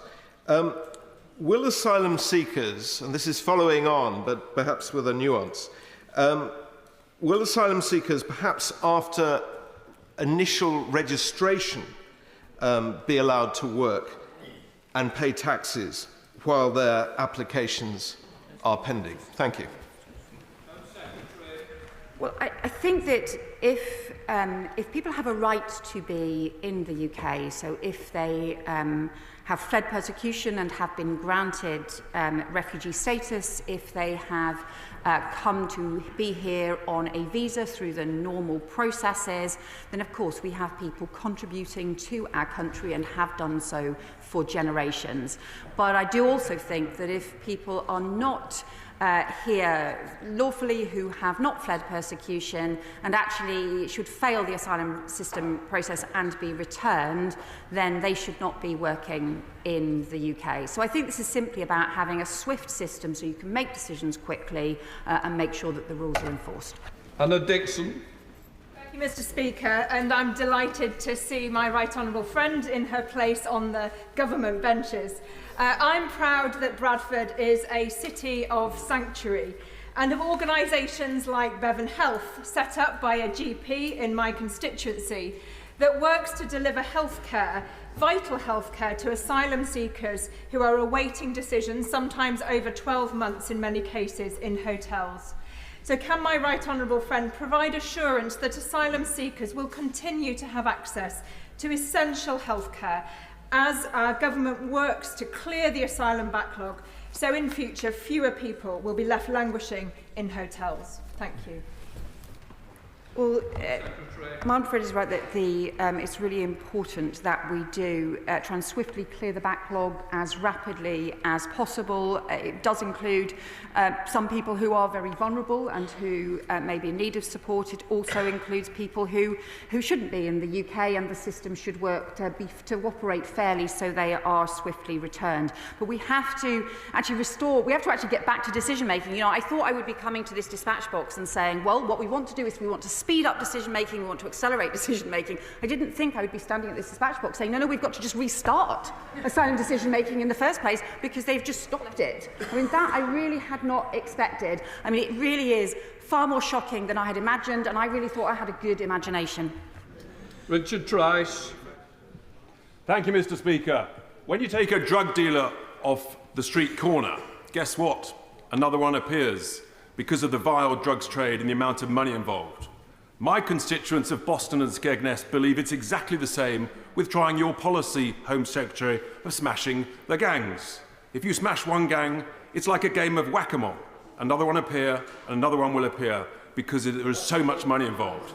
Here's the point. How long will you give your policy, Home Secretary, before realising that the only policy will work is the policy that you actually started last week, which is to pick up and take back to France, which we're entitled to do under international maritime law?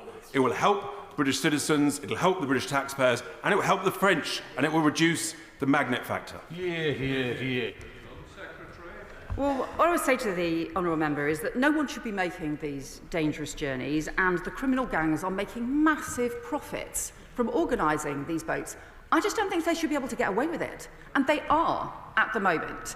We should be taking action against those criminal gangs, and I simply don't accept that it's impossible to go after the criminal gangs to make sure that you take action not just on the gangs themselves, but also on their supply chains, on the routes in which the boats that are taking, on their finances, and that we properly, substantially increase the law enforcement resources. As honourable members will know, we have had cases where journalists have identified the smugglers and those responsible for being involved in some of the smuggler gangs. I think that those smuggler gang members should be facing law enforcement. We have to do this. It's essential that we do. This is about properly standing up for the rule of law, as well as making sure that we do everything we can to prevent these dangerous small boats. Laura Kirk-Smith. Thank you, Mr. Speaker, and I'm very pleased to see the Home Secretary take her place. My constituents in Aylesbury have two concerns. First, that we re-establish control of our borders. Second, that we remember the need for compassion for vulnerable people fleeing conflict and persecution. On that point, will the Home Secretary commit to ensuring there are resettlement routes for people fleeing desperate and dangerous circumstances? And what will she do to ensure that they are viable? Thank you. I think the, my honourable friend is right to welcome her to her place in this House. That what I think people have always wanted in this country is that combination to have strong border security and to have a proper fair system. So we do our bit to help those who have fled persecution alongside other countries, but also so the rules are enforced and those who don't have a right to be here should be returned. She will know that, for example, there are a series of different resettlement routes or different forms of support. For example, the Homes for Ukraine scheme, which does continue, and also some of the Afghan resettlement schemes. We are concerned about the operation of some of the Afghan schemes, and we are looking at that further to make sure that they are functioning properly. Jeremy Corbyn. Speaker, I thank the Home Secretary for her statement. The tragedy of desperate people dying in the Channel is compounded by desperate people dying in the Mediterranean and in the Aegean, as human beings fleeing from all kinds of horrible situations try to seek a place of safety. Is she cooperating with other European countries on a safe route for asylum seekers? Is she prepared to look in a much more humane way at the desperate situation that people face as they're trying to just get out of human rights abuses and wars around the world? So, the honourable member makes a really important point about the actually what is happening in the Mediterranean, about the pressures that we have seen, and also the fact, as the Prime Minister said in his statement, that we have seen not just conflict, wars, persecution, but also some of the impact of climate change as well, also making people travel and can sometimes lead to people making dangerous journeys. We should be working to prevent those dangerous journeys in the first place and prevent the need for those dangerous journeys, and that is why the UK government and the Prime Minister announced last week, as part of the European Political Community Summit, that we would invest over £80 million alongside work with other European countries, also as part of the Rome process, both to tackle some of the wider criminal gang networks that still operate in the Mediterranean, but also to make sure that we address some of those sources and the injustices and the serious crises that can lead to people making dangerous journeys in the first place. Jonathan Blash. Thank you, Mr. Speaker, and I warmly welcome my right honourable friend, the Home Secretary, to her place.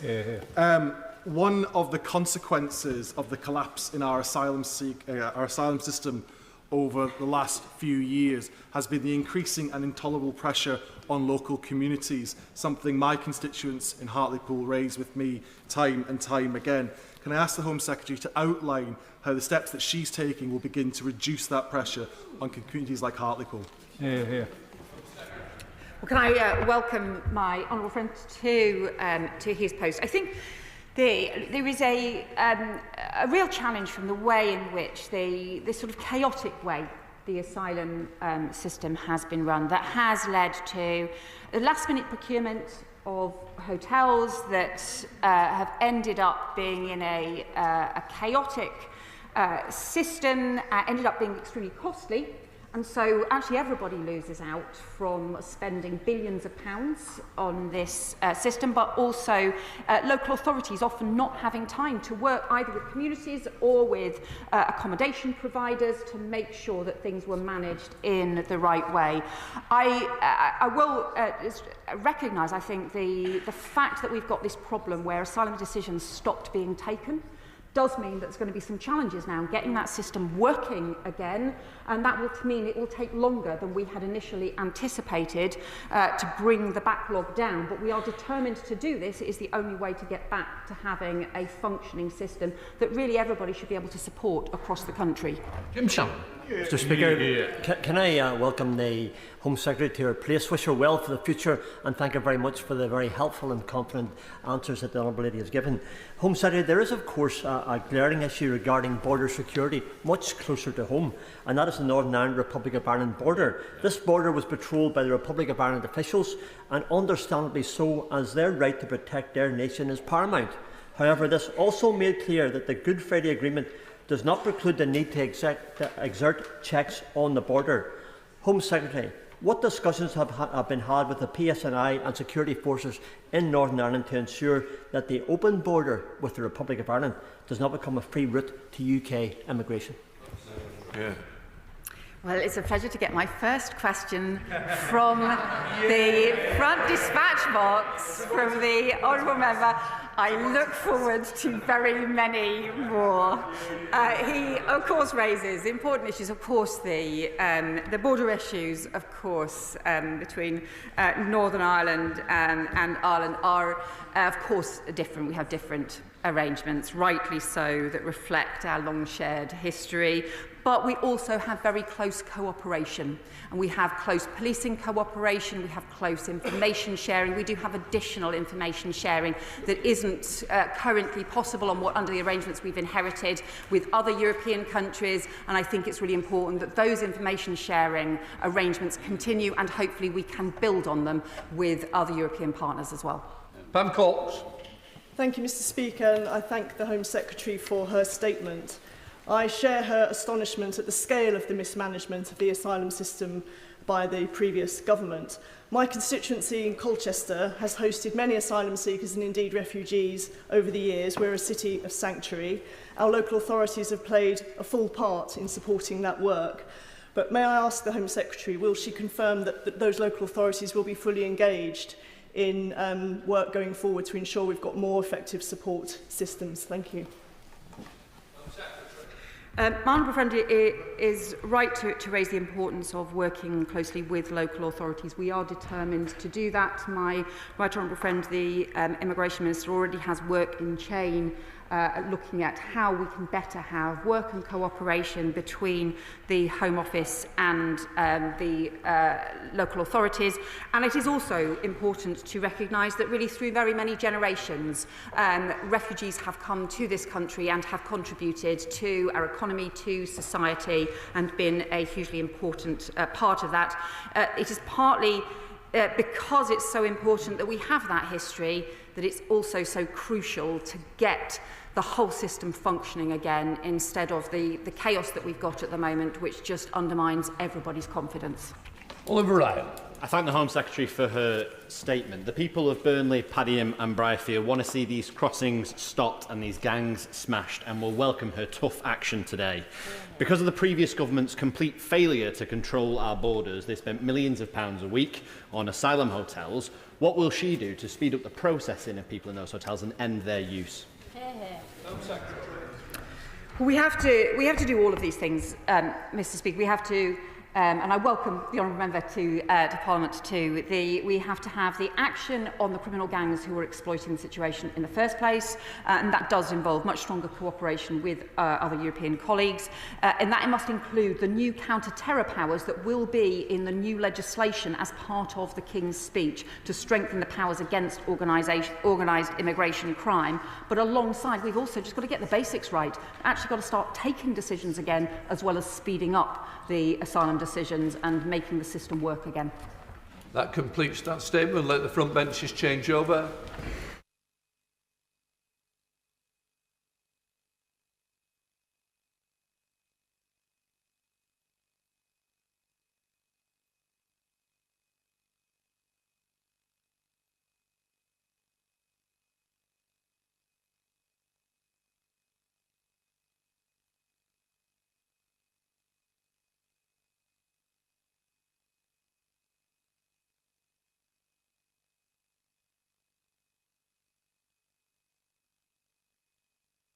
Right, we now come to the next statement. I call Ellie Reeves, Minister.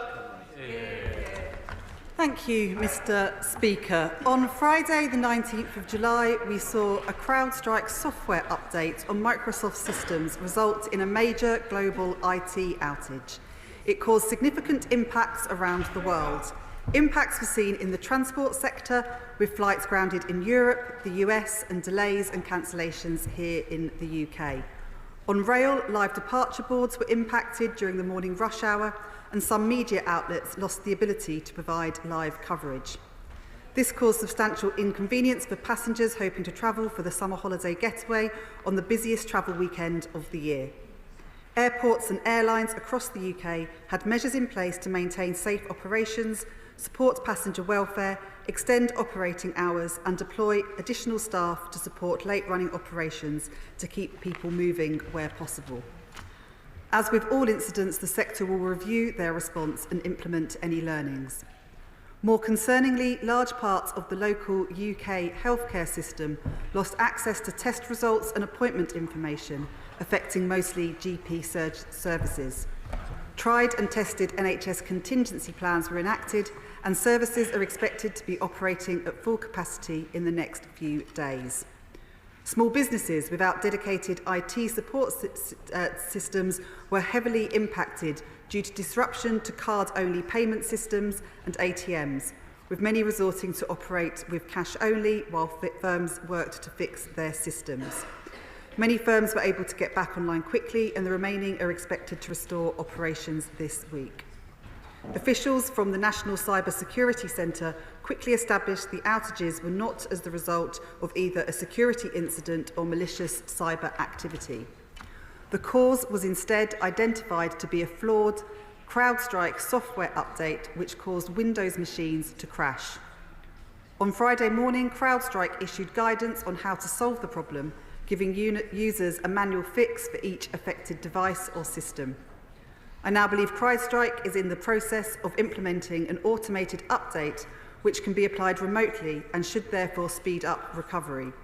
However, there are still residual impacts from the failed update, and it's important that we continue to monitor the situation and the longer-term impacts to UK sectors and secondary impacts from international disruption. Ever since the incident occurred, the government has worked closely with both Microsoft and CrowdStrike. My Cabinet Office officials have been leading coordination of the government response across all impacted sectors of the economy. This included close monitoring of affected public services to ensure business continuity plans were enacted and services were supported as they came back online. 2 COBRA senior officials meetings were also convened on Friday to coordinate the response, and officials from across Her Majesty's Government met over the weekend to continuously monitor the impacts and the recovery process. I'm pleased to say that government services and the online services that government provides were and remain largely unaffected. My colleagues, including the Chancellor of the Duchy of Lancaster, the Health Secretary and Transport Secretary, attended briefings with officials throughout, and the Prime Minister was kept informed. The majority of the sectors that were impacted have now mostly recovered. The UK transport system, aviation, rail, road, maritime is running normally.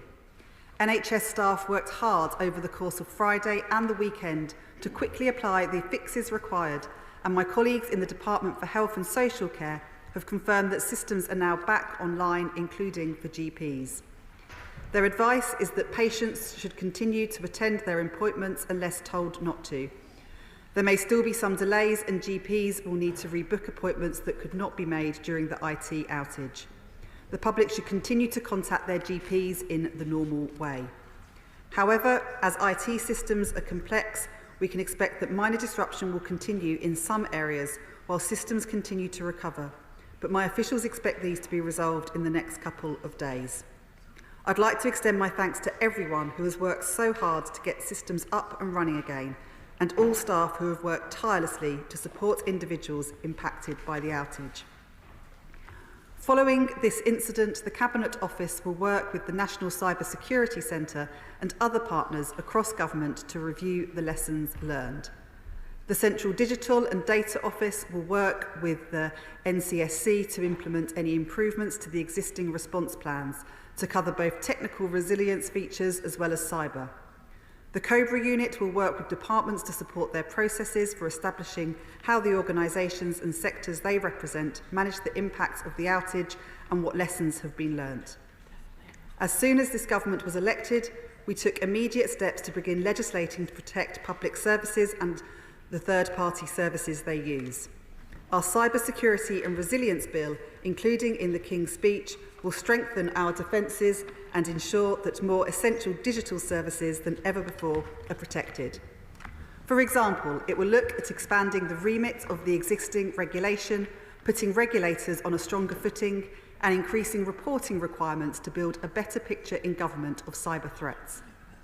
Technology failures can be as disruptive as cyber attacks, and the move to create the Centre for Digital Government within DCIT is aimed at creating a more resilient digital public sector.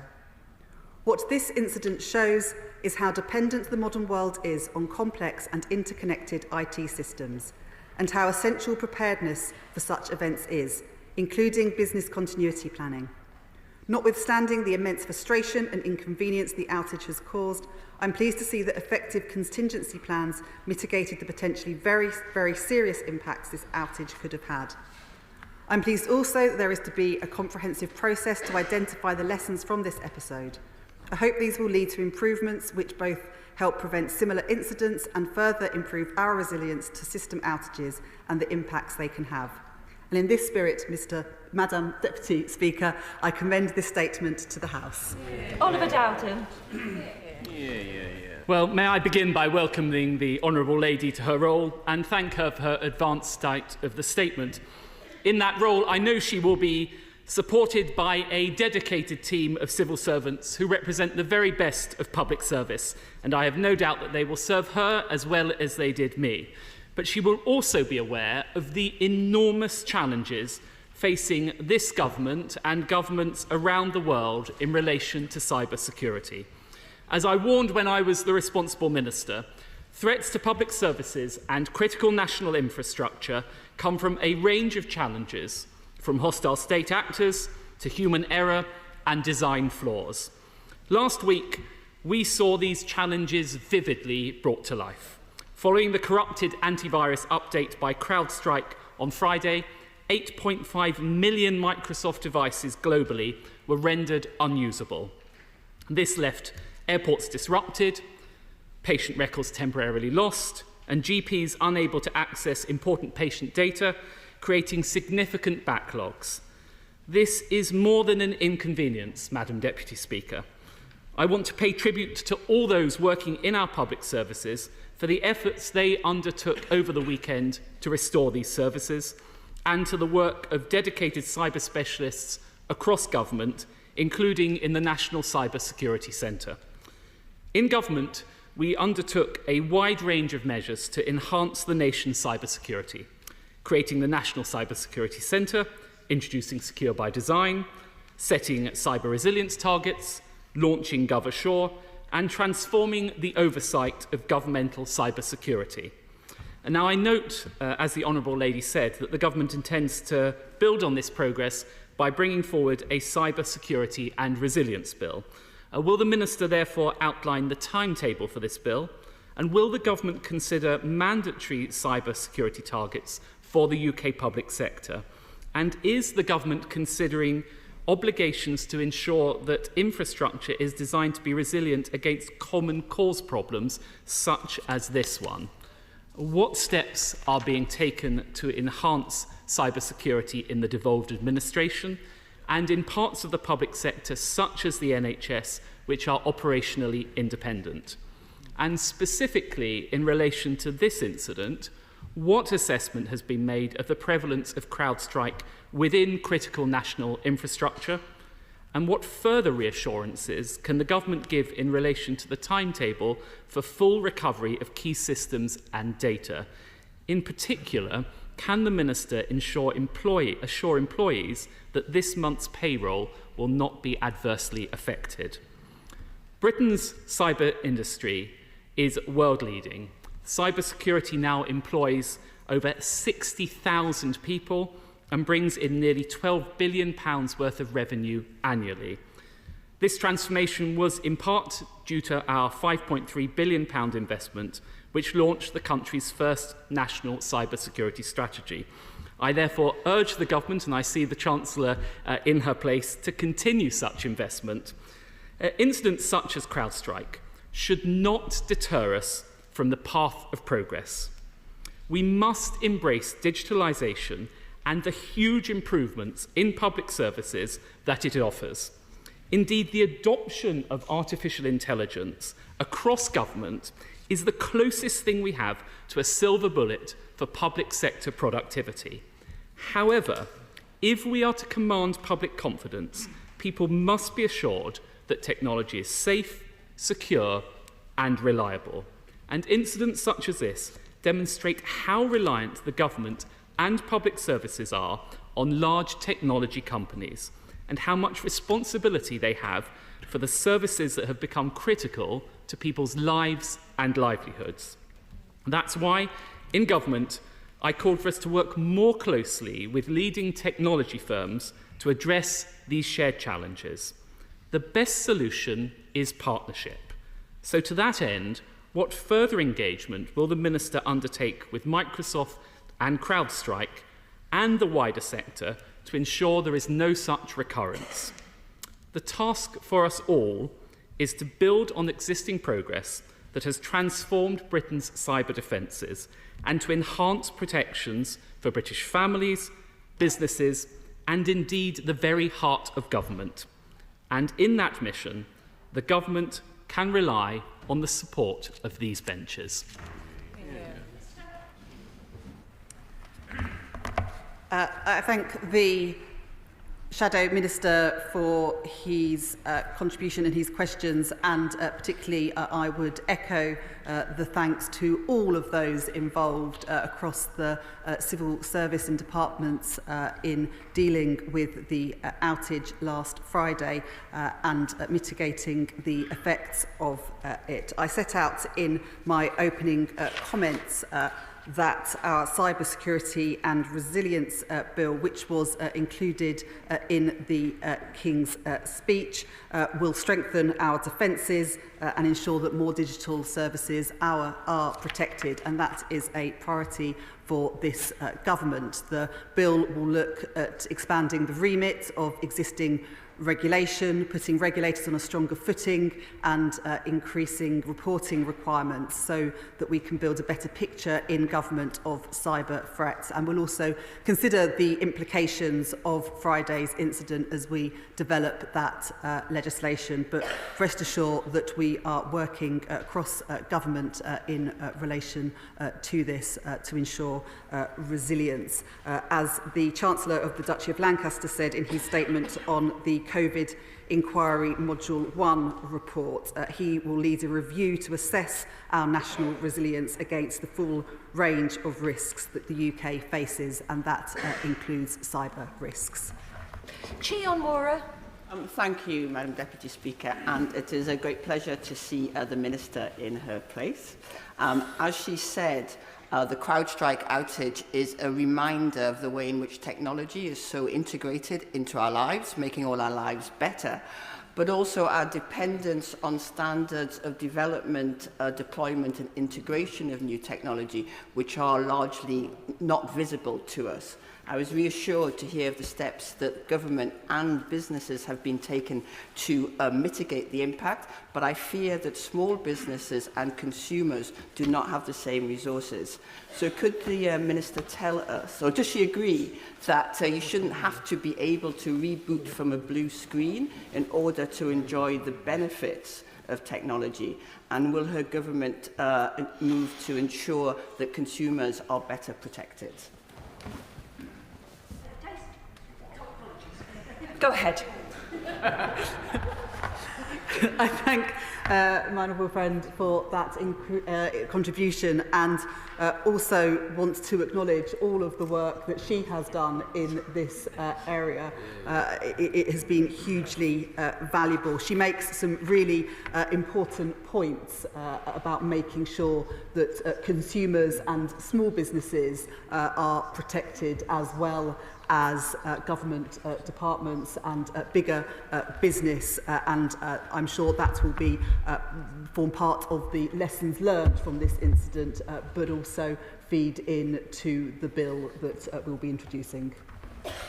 Daisy Cooper. Deputy Speaker, it's my first opportunity to welcome ministers to their places, and thank you for advance sight of the statement. I want to focus on the impact on the NHS in particular, and I'm sure my thanks and that of the entire House goes to all NHS staff who've been scrambling to deal with urgent inquiries from distressed patients. I wonder if I might press ministers for assurances on two particular patient groups who suffer from the need for time-critical care. First of all, there are some patients who always require blood test results before they commence urgent treatment or operations, and I wonder if there are any assurances on what attention they've been given by the NHS, both now and in any future scenarios? And secondly, those patients who are at extreme risk of getting an extremely ill from getting COVID. Since the last government scrapped the COVID medicines delivery unit, many vulnerable patients have been struggling to get the COVID antivirals they need from their GPs in time. That situation is made much worse when this kind of disruption happens. I wonder if she could provide any assurances about any attention that NHS England has given to these two patient cohorts, and if not, whether she might be willing to meet with me to discuss what we might do in future. I thank the honourable member for her question and highlighting the issues facing vulnerable patients. I'm pleased to report that there were no reported impacts to 111 or 999 services and that patients were able to acknowledge emergency care if required. The majority of the impact to GP services were accessing patient records, GP appointments and prescriptions. Patients who couldn't access GP appointments were able to attend urgent care services and GPs were able to issue paper prescriptions, but I will pass on her concerns to my colleagues in the Department of Health because they are incredibly important issues and we need to make sure that vulnerable patients are protected going forward. Pamela Nash. Thank you, Madam Deputy Speaker, and I'd like to take this opportunity to welcome both of you to your very temporary position and also to my honourable friend on the front bench, welcome her to her role.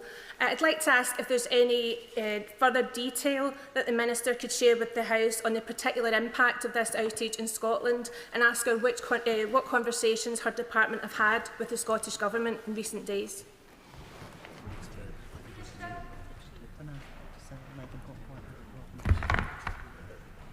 Thank you, and I welcome my honourable friend back to the House. It's fantastic to see her in her place, and rightly so. Thank you for the points that you have raised. They are very important and will be taken into account with the lessons learned.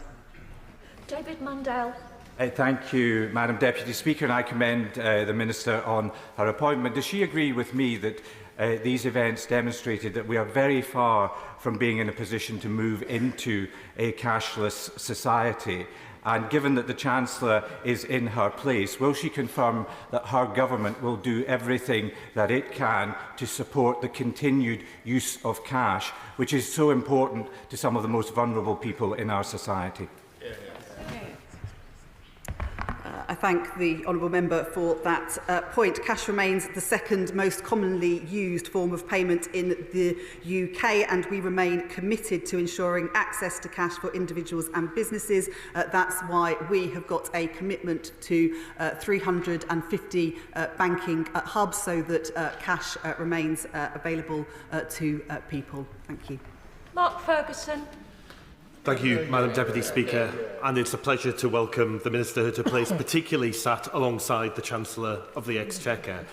I welcome the points that have been made with regard to resilience in public services, but can the Minister assure me that similar efforts are being made to ensure resilience when it comes to IT with regard to defence?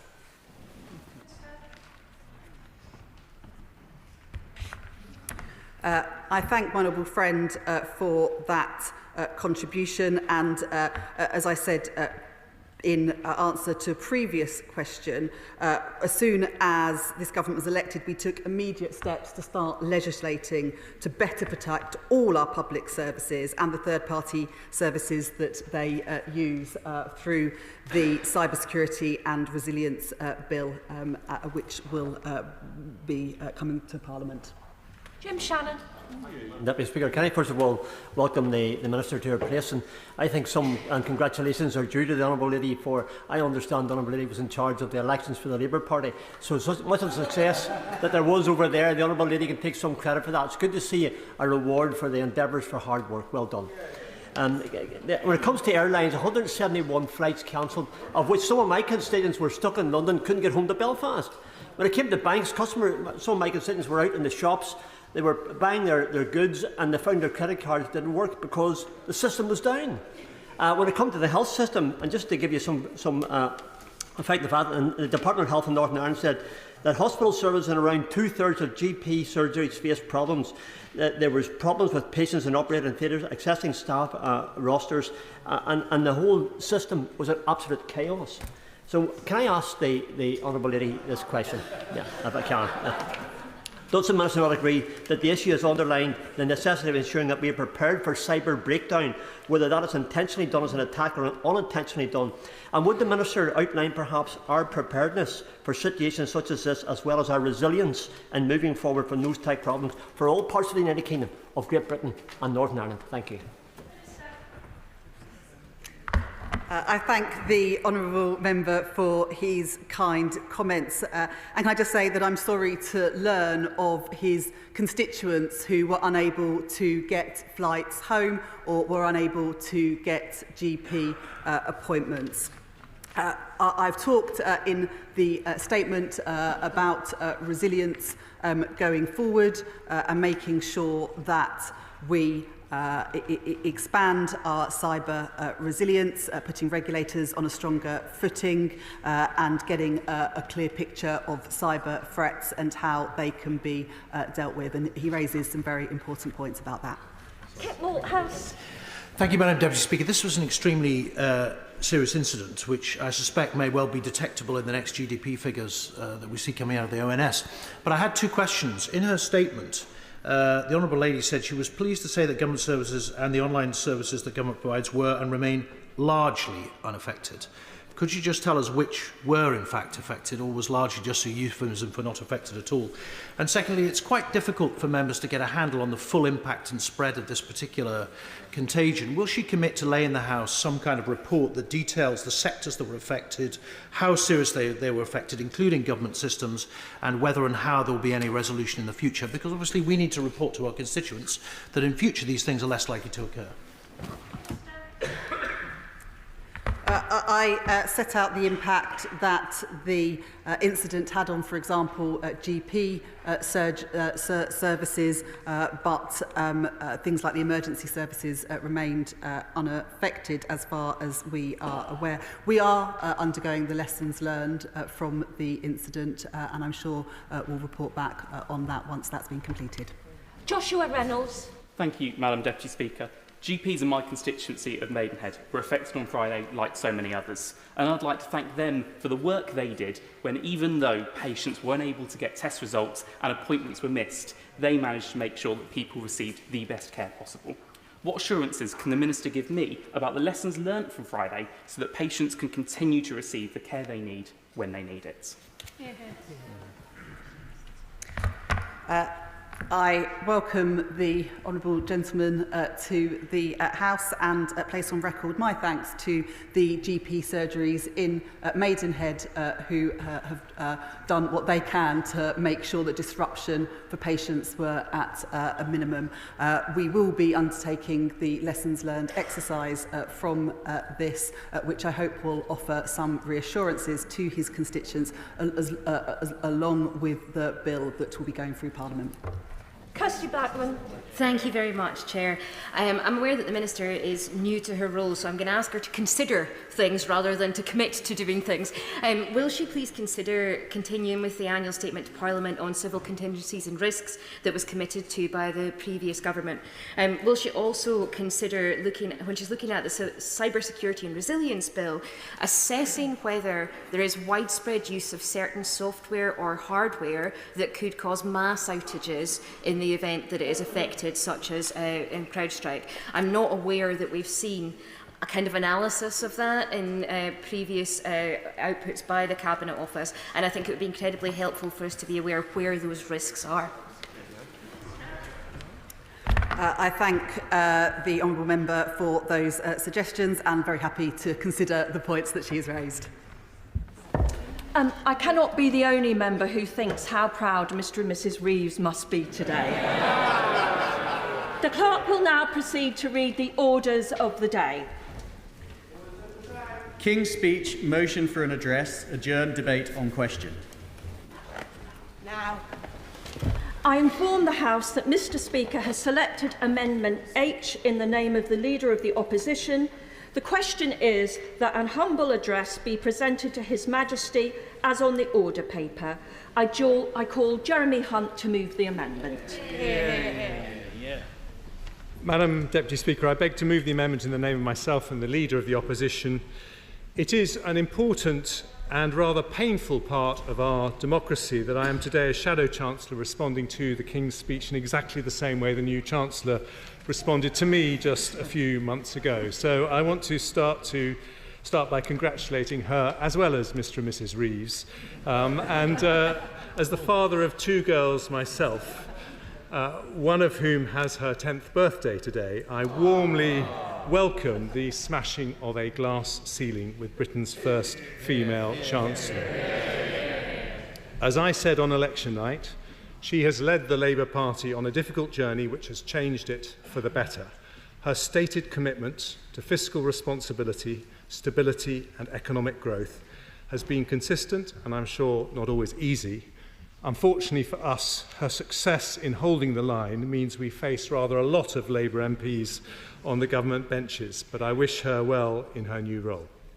I also commend to her the superb Treasury officials she now inherits and want to put on record my gratitude to them for the excellent work they did for me, staying up in the middle of the night ahead of fiscal events, engaging in tense negotiations with spending departments, and occasionally, it has to be said, number 10, bringing me endless flat whites and Pret lunches to keep me going, and most of all, making my family feel welcome in the goldfish bowl that is Downing Street. And it is part of the magic of democracy that those same officials have seamlessly transferred their allegiance from me to her, and I know they will serve her extremely well.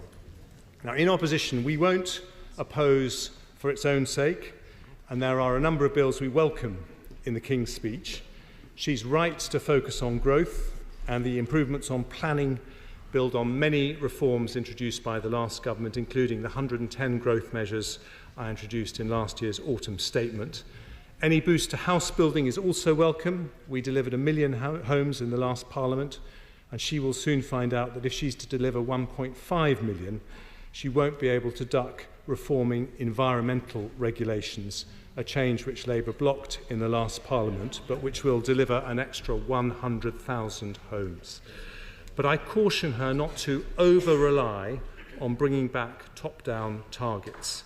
In the end, we will only build more houses if we change attitudes to new housing, and that is unlikely to happen if unpopular targets are steamrolled through local communities. We'll also look carefully at her proposed budget responsibility bill.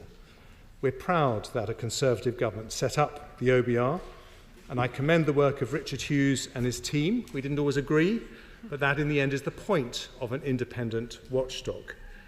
And we all understand the politics of a bill that allows the government to make endless references to the mini-budget. But if she's really committed to fiscal responsibility alongside growth, I hope she will today confirm she will not fiddle with the 5-year debt rule to allow increased debt through the back door. We, and it has to be said, markets will be monitoring the overall level of debt very carefully to make sure that doesn't happen. And I also hope she commissions the OBR to do 10-year forecasts of our long-term growth rate rather than 5 years as at present, in order to bake long-term decision-making into the Treasury thinking. I am very happy to give way to the Honourable Gentleman. Grateful to the Shadow Chancellor for giving way. He was talking about fiscal responsibility just now. During the election campaign, he committed to a series of tax cuts. I noticed yesterday on the Laura Kuenssberg show that he said that it wouldn't have been possible for him to proceed with those tax cuts. What is it that has changed, and why did he make that commitment during the election campaign, knowing full well that he couldn't afford to carry it out? For the Honourable Gentleman for making that intervention, because it allows me to explain why he's completely mistaken in what he is saying. We offered a set of carefully funded tax cuts, fully funded tax cuts, unlike the £38.5 billion of unfunded spending commitments that came from the Labour Party. But we always said they would be brought in over time, over the next Parliament. We did not make a commitment that they would come in immediately, and indeed they would not have, but we would have done so in a responsible way. But when it comes to dubious claims, there are some rather dubious ones the new Chancellor has herself been making that do not withstand scrutiny. Now, she says, for example, that the economy would have been £140 billion bigger if we'd matched the average OECD growth rate. But as she knows, the OECD is a very diverse group of 38 countries, including many with economies very different to our own, such as Turkey or Mexico or Luxembourg. And a much more meaningful comparison is with other similar G7 economies, where, since 2010, we've grown faster than France, faster than Italy, faster than Germany, and faster than Japan. Indeed, the IMF say that thanks to difficult measures taken by the last Conservative government, we will grow faster than any of those 4 countries, not just in the short term, but over the next 6 years. And one of the reasons for that is our record on attracting investment. Since 2010, greenfield foreign direct investment has been higher in the UK than anywhere in the world except the United States and China. In the last year alone, Nissan, JLR, Tata, BMW Mini, Google and Microsoft have all been voting for the UK with their dollars. And that is not least because of cuts in business taxation, such as full expensing, introduced by the last government. If she now looks for backdoor ways to increase business taxation, as many fear she will risk the very attractiveness of the UK to foreign investors, of which she is now the beneficiary. I give way to the Honourable. To the right honourable gentleman for giving way. This point of investment is very important for my constituents in Stockton North, where we have many companies poised to invest billions of pounds in industrial investment, and they tell me that they prize economic stability above all else. And so I wonder if he might commit now to supporting the Budget Responsibility Bill to give those investors the security that they would need. Yeah. Well, we are going to study the bill very carefully when it's published. But yes, we are minded to support it, subject to having had a close look at it, because we think it's perfectly sensible. Whether it's completely necessary or not is a different question, but it's perfectly sensible. Now, but I do want to move on to some elements of the King's speech about which we have grave concerns. Bills which a Times editorial this week described as a dose of traditional socialist dogma. Tony Blair came to office having removed the old Clause 4 of the Labour Party constitution because he knew that state-run businesses are rarely successful and usually end up being bailed out by the taxpayer. But with its railway and energy plans, the government last week brought forward more nationalisation than Blair ever did, indeed more than any government in modern times. And I just say to her, if she really cares about fiscal responsibility, she should beware. The reason unions like publicly owned utilities is that it gives them more leverage on pay and more ability to demand bailouts. Unlearning the lessons of history will mean more strikes and bigger bills for the taxpayer. An even bigger concern for business is the impact on jobs of Labour's New Deal for workers.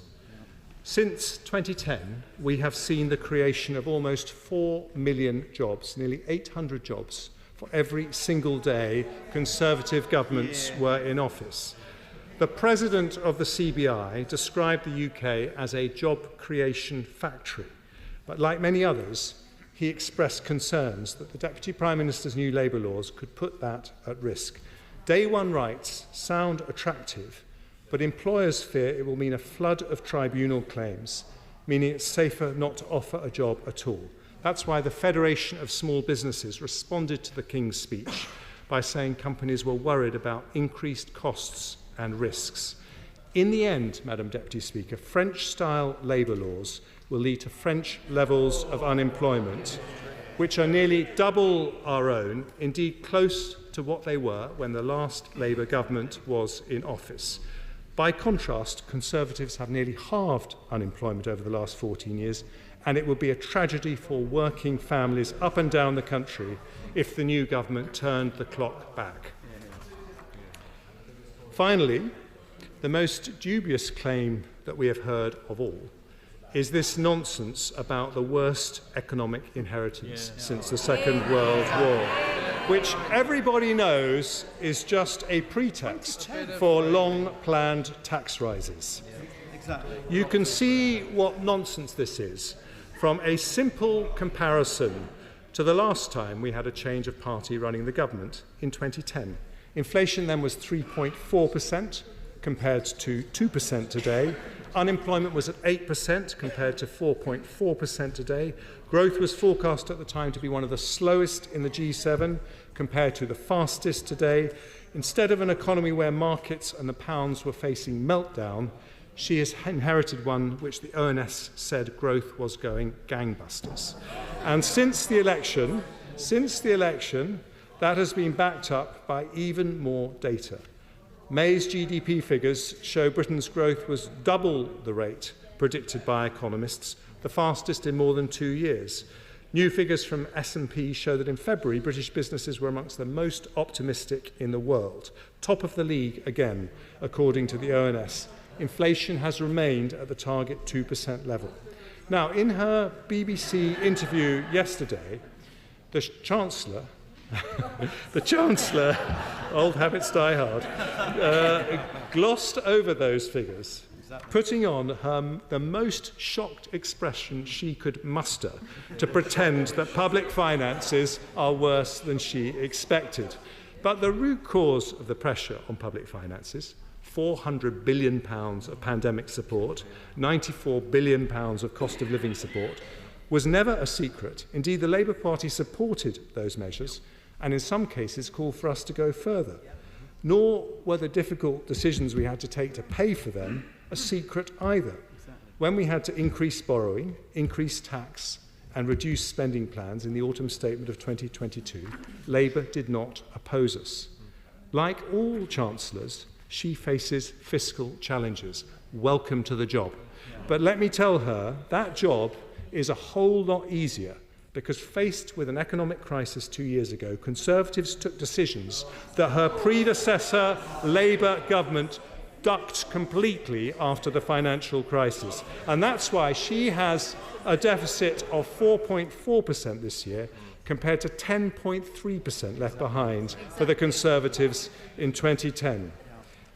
And she didn't just compare her inheritance to 2010. She claimed, Madam Deputy Speaker, to have the worst inheritance since the Second World War.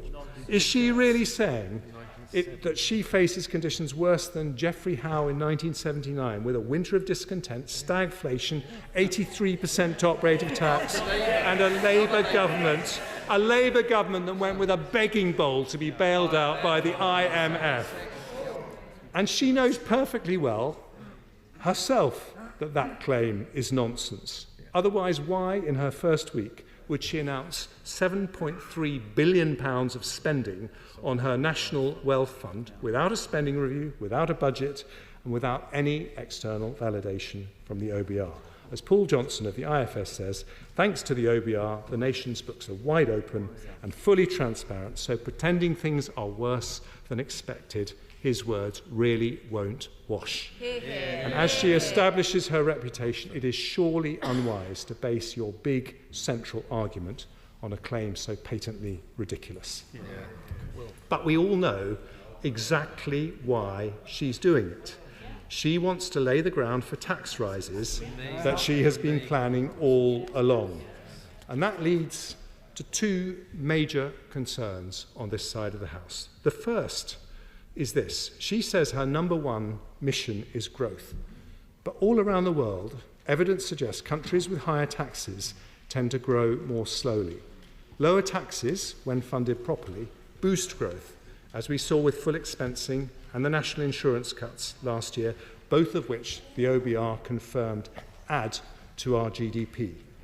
But keeping taxes down is hard work. I saw the numbers she's seeing just a few weeks ago, and the official advice was clear.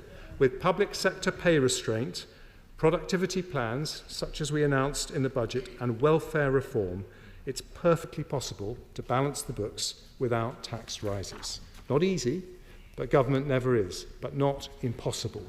Yet all those three things, pay restraint, productivity improvements and welfare reform, were glaringly omitted from the King's speech. Instead, she's chosen an easier path. What Labour Party sources told The Guardian was a doctor's mandate to raise taxes. Now, she's ruled out raising income tax, national insurance and VAT, but she shouldn't think for 1 second that other tax rises will not impact working people.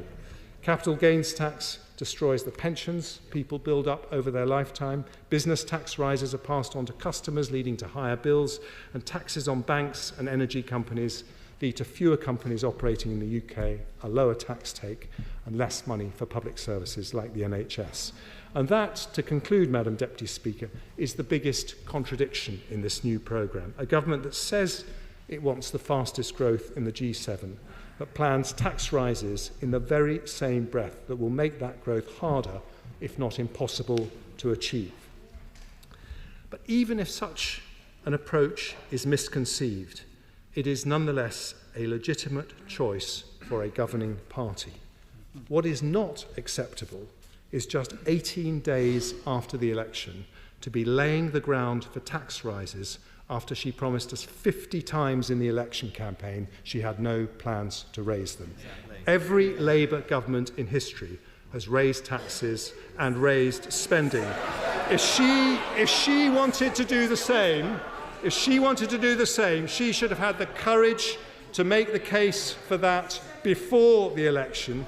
Instead, she is softening us up for a colossal U-turn that will lead to lower growth, less money for public services and massive public anger, which is why I commend to the House the amendment in the opposition's name.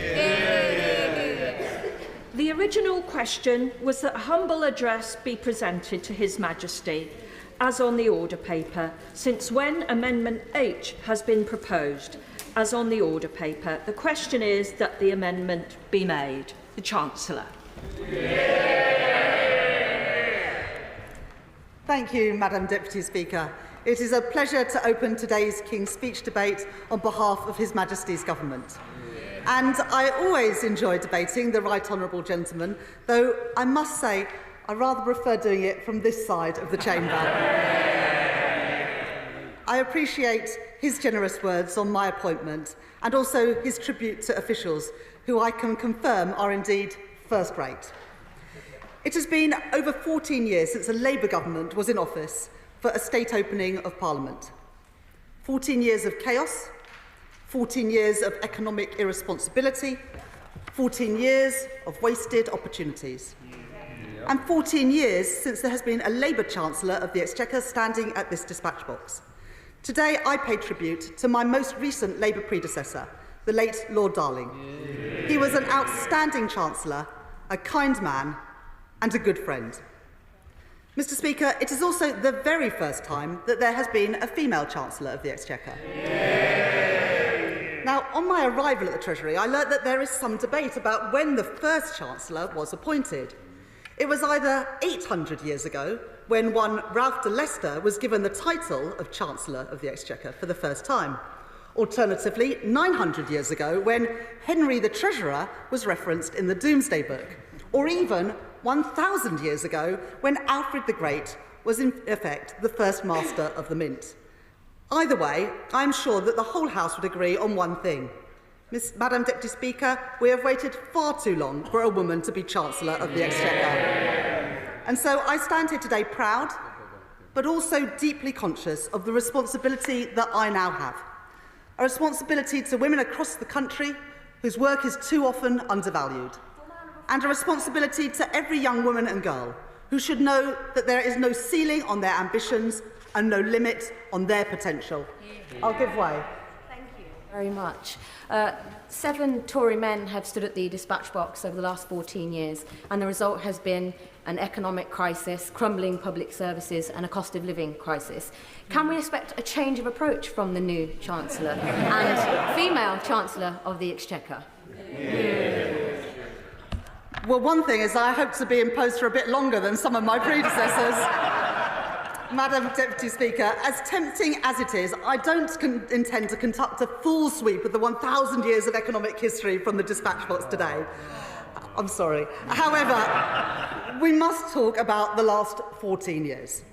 I warned that whoever won the general election would inherit the worst set of economic circumstances since the Second World War. And I've seen nothing to change my mind since I arrived at the Treasury. I will update the House on our public spending inheritance before Parliament rises for recess. And I heard what the Shadow Chancellor said from the dispatch box now and on the television yesterday, to claim that I should be grateful for what he has left us. Unbelievable. Because the right honourable gentleman knows the truth, and he's now trying to rewrite history. In doing so, he has reminded the British people why the Conservatives lost the election. They're out of touch, deluded, and unable to defend the indefensible.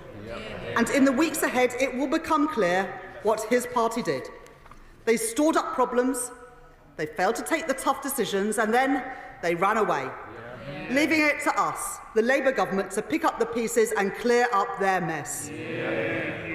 But today, I want to focus on one thing above all else: economic growth. Since 2010, Conservative Chancellor after Conservative Chancellor, including the right honourable gentleman opposite, have stressed the importance of economic growth. We've had more growth plans than we've had Prime Ministers or Chancellors, and that's quite a lot. But growth requires more than talk. It requires action. Like so much else with the previous administration, when you scratch beneath the surface, the facade crumbles, and all that is left is the evidence of 14 years of failure. I'll give way to my honourable friend. I thank my right honourable friend for giving way, and I congratulate her on her appointment. She's making an excellent speech. Friday's ONS report showed that public sector borrowing was 25% higher than forecast. Does she agree with me that this underlines why it was so important to have a fully costed and fully funded manifesto to restore confidence in the public finances, and why it was a surprise that certain other parties did not follow the same route? I thank my honourable friend for that question, and he speaks powerfully, and I want to pay tribute to the work that he did in the last Parliament, particularly around education and skills. I think it's a really important point, this, because the manifesto that we stood on, for me, the most important pages were the 3 grey pages at the back of the manifesto that set out all of our spending commitments and how they are paid for. And that was important because to earn the trust of the electorate, you have to be really clear of where the money's going to come from and what you're going to use it for. And that's what we did in our manifesto, and that's what we will do in government. Now, the right honourable gentleman, the Shadow Chancellor, made some points about GDP and comparing it with other countries. But since 2010, UK GDP per capita, and that's the most important measure because that is how people feel, the money that they have. It's grown slower than the G7 average, it's grown slower than the EU average, and it's grown slower than the OECD average. Treasury analysis that I requested when I became Chancellor shows that had the UK economy grown at the average OECD rate these last 14 years, our economy would be over £140 billion bigger today. This could have brought in an additional £58 billion of tax revenues in the last year alone, money that could have been used for our schools, our hospitals and other vital public services. Madam Deputy Speaker, growth is about more than just lines on a chart, though. It's about the money in people's pockets. And Treasury analysis shows that achieving the rate of growth of similar economies would have been worth more than £5,000 for every household in Britain. Now, the Shadow Chancellor stands up today and once again claims that he's bequeathed a great legacy. I mean, seriously, it's the first Parliament on record where living standards were lower at the end of the Parliament than they were at the start. The highest level of debt since the 1960s. The highest tax burden in 70 years. Mortgages through the roof. The economy only just recovering after last year's recession. Economic inactivity numbers last week showing a further rise. And borrowing numbers last week showing over £3 billion more borrowing than the OBR expected. That is their legacy. Madam Deputy Speaker, if that is such a good inheritance, I would hate to see what a bad one looks like. And I think deep down the Shadow Chancellor knows this. In fact, he does know it. Yesterday, the Shadow Chancellor admitted what we all know, that the manifesto that he campaigned on was undeliverable, that the money for the tax cuts that he promised simply was not there. And if the Shadow Chancellor wants to show the country that his party has listened, that they have learned from their mistakes, the Shadow Chancellor would have used his speech this afternoon to apologise, but he didn't. And it tells you everything you need to know about this Conservative Party. Party first, country second. Political self-interest ahead of the national interest. Irresponsibility before the public good. So let me say this to the Conservative Party. We will not stop holding you responsible for the damage that you have done to our economy and to our country. Never again will we allow them to crush our economy. They failed this country. They shied away from tough choices, and we won't repeat their mistakes. So it falls on us, this new Labour government, to fix the foundations so we can rebuild Britain and make every part of our country better off. We will govern through actions, not words, and we have already begun to do just that, because there is no time to waste. Less than 72 hours after I was appointed as Chancellor, I put growth at the very heart of our work. Working alongside my right honourable friend, the Deputy Prime Minister, I set out reforms to our planning system. Reforms that the party opposite didn't deliver in 14 years. Restoring mandatory targets to build the homes that we desperately need. Ending the absurd ban on onshore wind to deliver homegrown, cheaper energy. And recovering planning appeals for key projects that have been sitting on the desks of government ministers in the last Parliament for far too long. Tough decisions that the Conservative Party already opposes. Why was this my first act as Chancellor? Because getting our economy growing is urgent. And this King's speech shows that we are getting to work. I'll happily give way to the honourable gentleman. I'm grateful. On the matter of mandatory housing targets, having been a constituency MP for 23 years and seen this tried a number of different ways, could I humbly offer to her in all sincerity, there is such a thing as good development, but it only works if it's something that you do with people and not to people. And this Stalinist approach won't work. Well, Madam Deputy Speaker, I've been compared to a lot of things, but never compared to Joseph Stalin. Now, our approach is a brownfield-first approach, and we will reintroduce those mandatory targets, but of course it's up to local authorities and local communities to decide where the housing should be built. But the answer can't always be no, because if the answer is always no, we'll continue as we are, with home ownership declining and mortgages and rents going through the roof. And on this side of the House, we are not willing to tolerate this. Now, this King's speech shows that we are getting to work. As my right honourable friend, the Prime Minister, set out, our programme for government will be founded on principles of security, fairness and opportunity. And our number one mission is to secure sustained economic growth in our great country through a new partnership between government, business and working people, which prioritises wealth creation for all of our communities. We will fix the foundations of our economy so we can rebuild Britain and make every part of our country better off. There are a number of important pieces of legislation in the King's speech that will help us to grow the economy. Today I want to focus on three in particular. The Budget Responsibility Bill to restore economic stability, the National Wealth Fund Bill to drive investment, and the Pension Scheme Bill to reform our economy. Because they speak not just to our programme for government, but also to trust in politics. They show that we will govern as we campaigned, and we will meet our promises to the British people. Madam Deputy Speaker, in the election campaign, I said that the first step that we would take would be to restore economic stability, because stability is the precondition to a healthy and growing economy. It is how we keep taxes, inflation and mortgages as low as possible. After years of irresponsibility, we are putting our economy on firm ground once again.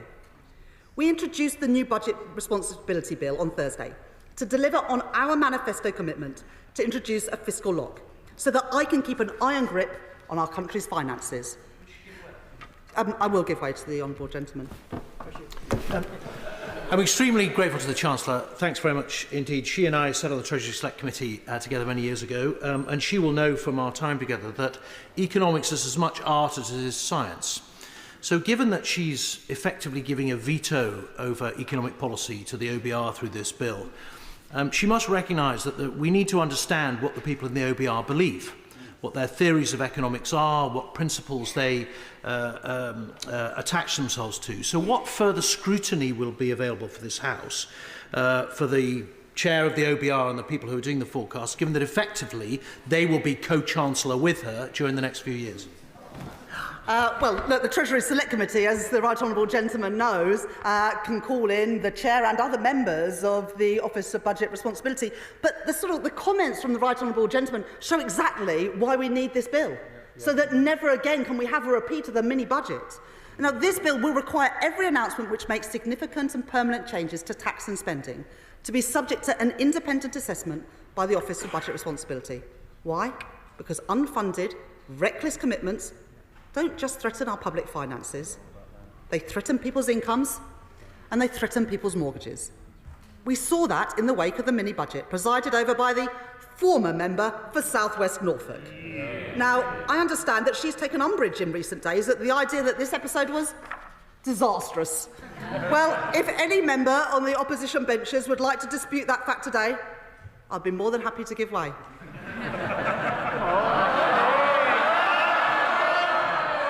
They cheered at the time, Madam Deputy Speaker, but they're not cheering it now, and I don't imagine they put that on their leaflets. Now, Madam Deputy Speaker, they should be ashamed. They should be ashamed of what they did, because people up and down the country are still paying the price for the chaos that they caused. Well, we say never again. And the Budget Responsibility Bill will enshrine that commitment in law. Will my right honourable friend give way? I will give way, yes.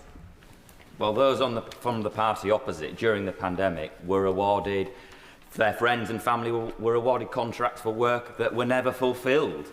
And my constituents in York Outer would love to know how can we get their money back, perhaps through the role of the COVID Corruption Commissioner. Well, I enjoyed campaigning for my honourable friend in York Outer, and it's great to see him in his place today. Madam Deputy Speaker, stability means a tough set of fiscal rules, but it also means spending public money wisely, as my honourable friend says. The past government hiked taxes while allowing waste and inefficiency to spiral out of control. Nowhere was this more evident than during the pandemic, especially when it came to PPE, because the former Prime Minister, when he was Chancellor, signed cheque after cheque after cheque for billions of pounds worth of contracts that did not deliver for the NHS when it needed it. And that is simply unacceptable. So today I can announce that I am beginning the process to appoint a COVID Corruption Commissioner to get back what is owed to the British people. Because that money today in the hands of fraudsters belongs in our public services, and we want that money back. The Commissioner will report to me, working with the Secretary of State for Health and Social Care, and their report will be presented to Parliament for all members to see. Because, Madam Deputy Speaker, I will not tolerate waste. I will treat taxpayers' money with respect, and I will return stability to our public finances. Madam Deputy Speaker, the second bill I want to speak to today is the National Wealth Fund Bill. We know that economic stability is vital for investors and for business. The small business looking to grow, the global business looking to expand in the UK, the entrepreneur looking to take their first steps. And to support them, stability must sit alongside investment. I will give way to the honourable gentleman. I'm grateful to the Chancellor for giving way, and I wonder, in relation to the effective use of public funds, whether she's aware not only of the alleged corruption of the way in which COVID aid was distributed, but if you look at the way that, in fact, a large number of tax loopholes exist in this economy. For example, in Cornwall, over £500 million of taxpayers' money was handed out to holiday homeowners, not only through COVID aid, but also through the Small Business Rate Relief Scheme, and indeed other tax loopholes, whilst at the same time only a third of that amount has gone into social housing for first-time users. So will the Chancellor look indeed at the whole issue of parity of the way in which public funds are used in order to support people who need housing? Well, I would like to welcome the honourable member back to this place. I enjoyed sparring with him in my early days in Parliament, and it's great to see him back in the House. And the honourable gentleman is absolutely right that we need to get value for money for all tax incentives, and I will make sure that the Treasury, but also the Department, the Ministry for Housing, Communities and Local Government looks at the changes that he suggests. The last government's record on investment was dismal. We now sit behind every single member of the G7 when it comes to business investment as a share of GDP. Now, that isn't an abstract economic problem. Weak investment holds back productivity and it hurts living standards. It leaves households poorer and it leaves wages lower. So this King's Speech deals directly with the need to unlock private investment through a new National Wealth Fund bill. This will be supported by an injection of capital, part funded by an increase to the windfall tax on oil and gas giants. It will make transformative investments in industries of the future, like carbon capture and storage and green hydrogen. It will mobilise billions of pounds worth of additional private sector investment in our industrial heartlands and coastal communities, while generating a return for taxpayers. The National Wealth Fund will work with local partners, including mayors, as well as the devolved administrations in Scotland, Wales and Northern Ireland, to develop an investment offer which meets the needs of all of our nations and regions. It will simplify a complex landscape of support for businesses today, aligning key institutions like the UK Infrastructure Bank and the British Business Bank under one banner of the National Wealth Fund. Would my honourable friend give way? I will give way. I'm very grateful to her, and I heartily applaud what she's saying about the renewed windfall tax. Will she also look at the fact that in this country we actually have the lowest basic rate of tax at 38%, I believe, on oil and gas companies anywhere in the world. The average is 74%. In this country, it has been 38%. Will she look at that?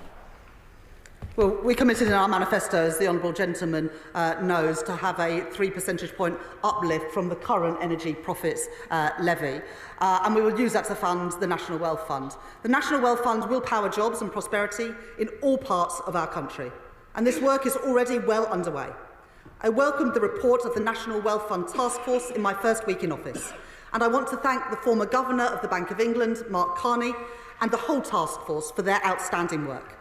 This bill will put the National Wealth Fund onto a statutory footing with clear objectives, crowding in private investment to create wealth right across Britain. Will the Chancellor give way? I will give way to my honourable friend. I thank the Chancellor for giving way. Under the Conservatives, businesses and working people were held back by a complete and abject failure to build the new homes that my constituents in Ealing Southall were crying out for, the laboratory spaces that will provide the jobs of the future, and the national infrastructure needed for businesses and working people to prosper. Will she assure this House that under her chancellorship we will finally get Britain building again? Yeah. I welcome the election of my honourable friend in Ealing Southall, and I think her constituents in this whole House can see what a strong advocate will be for her local community. My honourable friend is absolutely right. We've got to get Britain building again. We've got to build the homes, the transport infrastructure, the energy infrastructure and the digital infrastructure that our country desperately needs. I'm very happy to take an intervention. The Chancellor for giving way, but for giving me a chance to be intervened. But I can also ask the Chancellor this point. And when it comes to rebuilding and the house building programme that the Right Honourable Lady has suggested should happen, in the papers today it suggests that people who earn a £70,000 mortgage, £70,000 wage can't get a mortgage. In Northern Ireland, those on a smaller wage can't get a mortgage either. So can I ask the Chancellor this direct and hopefully positive question with a positive answer? Is it possible that the issue of mortgages and access to mortgages for those who want to have accommodation rather than rental accommodation, that can happen? And what can the Chancellor do to make sure that everyone in the United Kingdom of Great Britain and Northern Ireland can benefit, as the Honourable Lady has quite clearly said they will? Thank you. I thank the honourable gentleman for that intervention. One of the biggest challenges people have in getting a mortgage is building up the deposit. And that's why we've committed to a mortgage guarantee scheme to help those people who can't rely on the bank of mum and dad to be able to get on the housing ladder. That's a really important commitment, as well as that commitment to build the homes. Because frankly, unless you build more homes, you're going to find that home ownership continues to go backwards, as it did in the last few years. Alongside the stability and investment in our economy must come reform, because to deliver economic growth requires tough choices. It means taking on vested interests and confronting issues that politicians have too often avoided. The last government refused to engage with these choices, and they refused to level with the British people about what was required. This government will be different. We've demonstrated that already with a series of reforms to our planning system, and we are bringing forward further legislation in the King's Speech to get Britain building. Today, I want to focus on another area of our economy where reform is vital: our pension schemes. People across our country work hard to save for the future. They want a better, more secure retirement with the most generous pension possible. At the same time, British businesses with high growth potential need capital to support their expansion. Pension funds are at the heart of this. There will soon be over £800 billion of assets in defined contribution pension schemes. But for too long, these assets have not been targeted towards UK markets. That has impacted British savers, and it has impacted British business. The last government said that this was a problem too, and I welcome that acknowledgement. But they never introduced the legislation needed to make the change. We believe in deeds, not words, so we will strengthen investment from private pension providers by bringing forward the Pension Schemes Bill in the King's Speech. It will boost pension pots by over £11,000 through a new and improved value for money framework. And through an investment shift in DC schemes, just a 1% shift in asset allocation could deliver £8 billion of new productive investment into the UK economy. To ensure that the bill is as strong as possible, I am today launching a pensions investment review, led by the first ever joint Commons Minister appointed between the Treasury and the Department for Work and Pensions, the Honourable Member for Wickham, the Pensions Minister.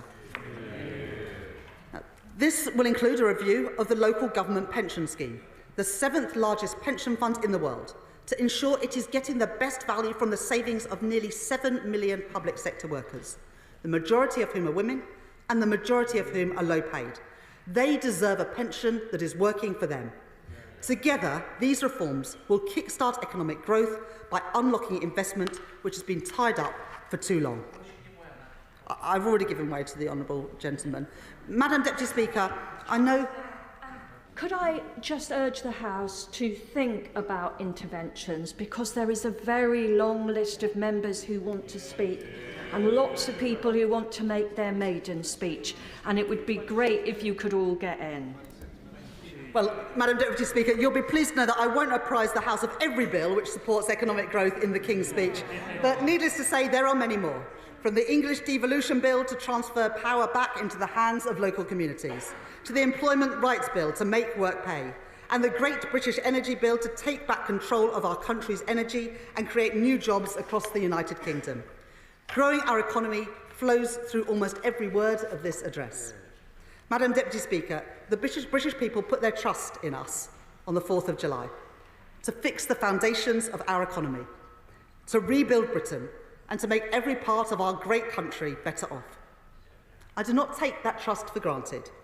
We will not let people down, and I am ready to deliver the change that we need. I know it will take time. I know it will require hard work, but we are already getting on with the job. By ending a reckless, chaotic approach to economic management, by putting politics back in the service of working people, and by making economic growth our fundamental mission. Madam Deputy Speaker, I commend the address to the House. Sarah Olney, Liberal Democrat spokesperson. Thank you very much, Madam Deputy Speaker. It's a pleasure to see you in the chair, and it's a real pleasure to be contributing to this debate on behalf of the Liberal Democrats, not just because I'm speaking on behalf of so many more of them than I used to, but also because it gives me an opportunity to welcome the Chancellor of the Exchequer to her place, to express my personal congratulations on becoming the first woman in the UK's history to hold the position. I'm personally delighted. I've spent many years working in banking and finance. I know how male-dominated those industries still are, and I wish the Honourable Lady well in her new role and look forward to working with her over the coming Parliament. The Liberal Democrats will be vigorous in scrutinising her plans, but we will always work in the national interest, and I can assure her of the support of these benches on all those matters on which we can agree. And I'm sure that one of the things on which we can certainly agree is that the Honourable Lady and her colleagues have received a dismal inheritance from the departing Conservative administration. The numbers reveal a dispiriting picture of low growth, high interest rates and a record fall in living standards, delivered by an out-of-touch and incompetent Conservative Party that took people for granted for years. Our constituents see this situation reflected in the increases in their mortgage payments, the hike in their energy bills, the prices they pay at the tills for their weekly shop. They see it in public services that are in a state of crisis and an NHS that is failing to deliver the care they need.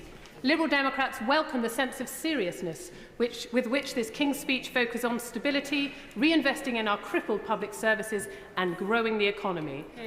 And while we welcome measures such as the introduction of an Industrial Strategy Council to coordinate policy on economic growth, the immediate and pressing problems that our constituents are facing in their everyday lives cannot just be addressed by centralised top-down institutions run from Whitehall.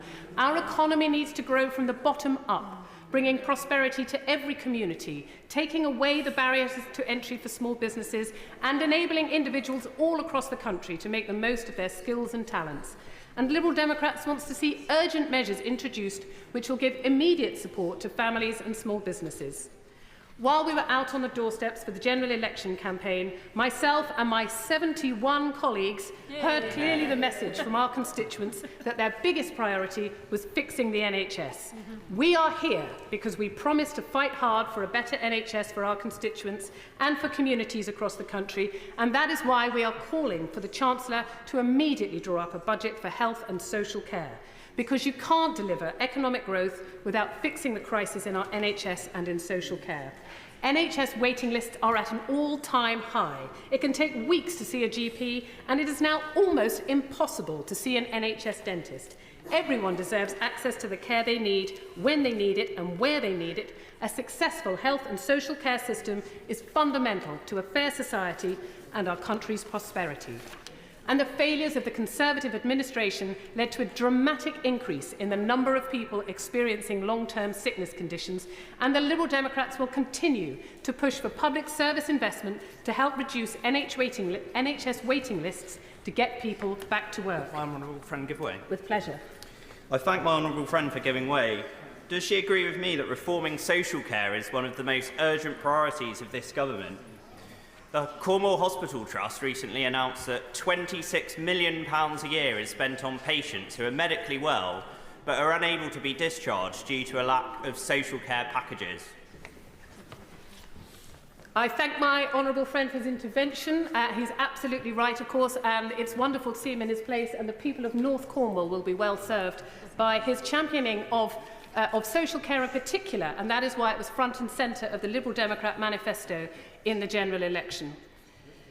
The most direct way to alleviate poverty is to increase the money paid to the poorest households. We know that those of our fellow citizens currently living in the severest poverty are likely to be families with small children. Growing up in poverty affects children's educational chances and is likely to impact their physical and mental health, holding them back from achieving their true potential. Taking immediate steps to tackle child poverty should therefore be a priority.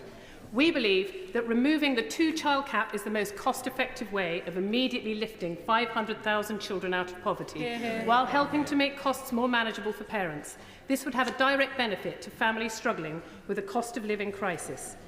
Not only do we have a moral obligation to change this unnecessary policy, but it's the most cost-effective way of alleviating poverty with a broad range of economic advantages, including supporting more parents back into the workforce. So I urge the Chancellor of the Exchequer to remove the two-child limit on social security payments in her first budget to ensure that all families who need it receive immediate reassurance and support. But families of all sizes are suffering under the cost of living crisis and desperately need help. Our schools are increasingly having to battle the effects of poverty to ensure that children are able to attend school and have the best possible chance of reaching their potential. And too many children are distracted from their lessons because they haven't had enough to eat. The Liberal Democrats set out plans in their manifesto for free school meals for all children living in poverty, with an ambition to extend them to all children once public finances allow. The Liberal Democrats are calling on the government to consider funding free school meals as a priority to alleviate the pressure on the finances of families who are struggling the most, and it will contribute to positive educational outcomes that will benefit us all in the future. The Liberal Democrats welcome many of the measures in the King's speech that aim to boost economic growth, and we support the government's objectives to make this a priority. We welcome moves to boost stability and to provide strategic leadership via an Industrial Strategy Council and to increase investment through pension reform. However, our small businesses and our local high streets need immediate support, and the government needs to do more to ensure that economic growth can reach every part of the United Kingdom and that small businesses and entrepreneurs can quickly rediscover the confidence that they need to invest after years of Conservative chaos and mismanagement. Liberal Democrats want to see more direct support which will impact local community businesses. We believe we need swift action specifically to tackle high energy costs, and we continue to call for business rate reform. A new Parliament represents a real opportunity to begin to properly rebuild our trading relationships with Europe. And in speaking with many small business owners, I understand the pressures and limitations that current trade deals with Europe pose to businesses. We must tackle the arduous legislation surrounding importing and exporting goods, which significantly limits the opportunities for small businesses to grow. The Liberal Democrats have a comprehensive plan to rebuild trust and cooperation with Europe, and we understand this to be a crucial aspect of the support which businesses urgently need. We welcome the government's acknowledgement of the need to reform the apprenticeship levy. However, we'd like to see them go further and replace the current scheme with a broader and more flexible skills and training levy.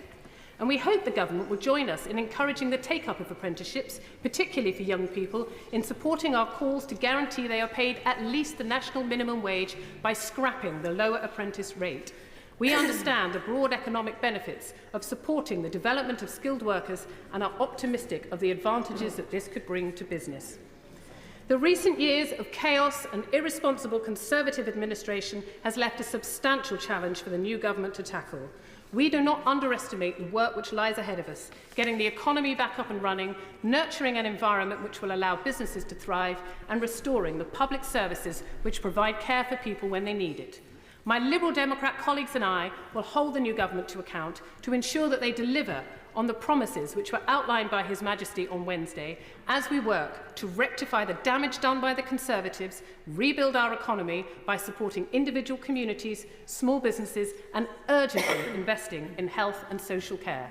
Thank you, Madam Deputy Speaker. I think it is self-evident the dilemma that we face, and that is there are many right honourable and honourable members who want to speak, and we will do all we can to get in as many people as possible, but unfortunately there will now be a 5-minute limit on speeches. The clock will not be used for maiden speeches, but we would ask you to keep an eye on the time. Liam Byrne. Thank you very much, Madam Deputy Speaker. It's an absolute honour to be able to speak in this King's Speech debate, and it's an absolute privilege to have heard the Chancellor, the first female Chancellor in our history, deliver such a remarkable opening salvo in this debate. I want to say a word not just about the King's Speech itself, but on the strategy behind the King's Speech.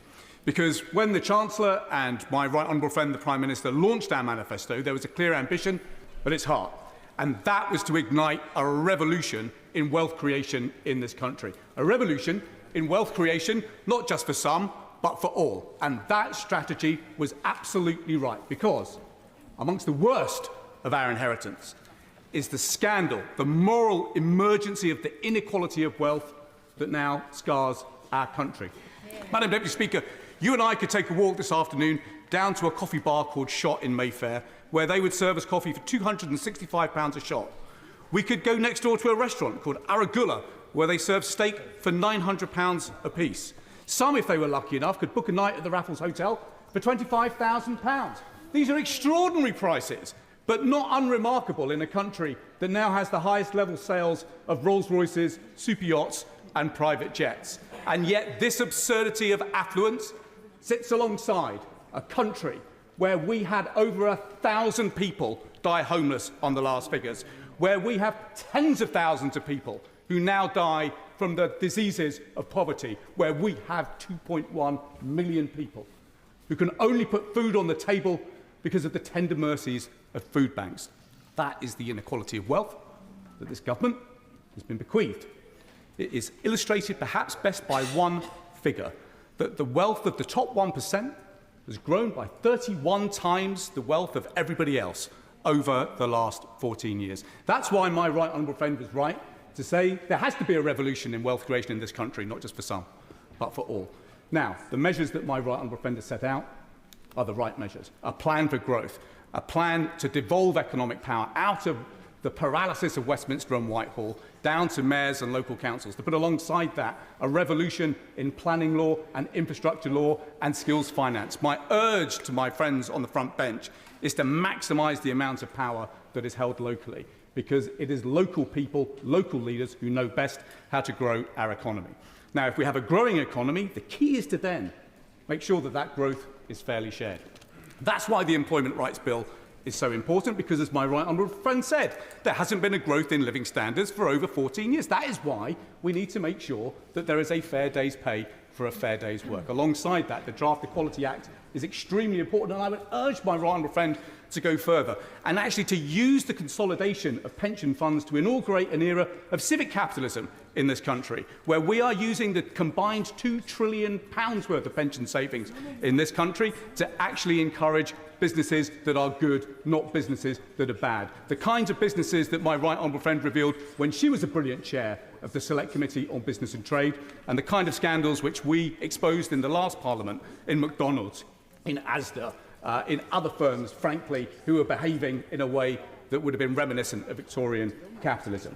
Now, once we have begun raising incomes, we must help people build wealth. That is why the changes to the housing market that my right honourable friend proposed are so important. And if we can underpin that, if we can maximise investment into the infrastructure of this country by ensuring that there is a national wealth fund, I would go further. I would actually ask my right honourable friend to look at how we can put together not just the National Wealth Fund, but also the Crown Estate Fund 2, which is set for reform in this bill.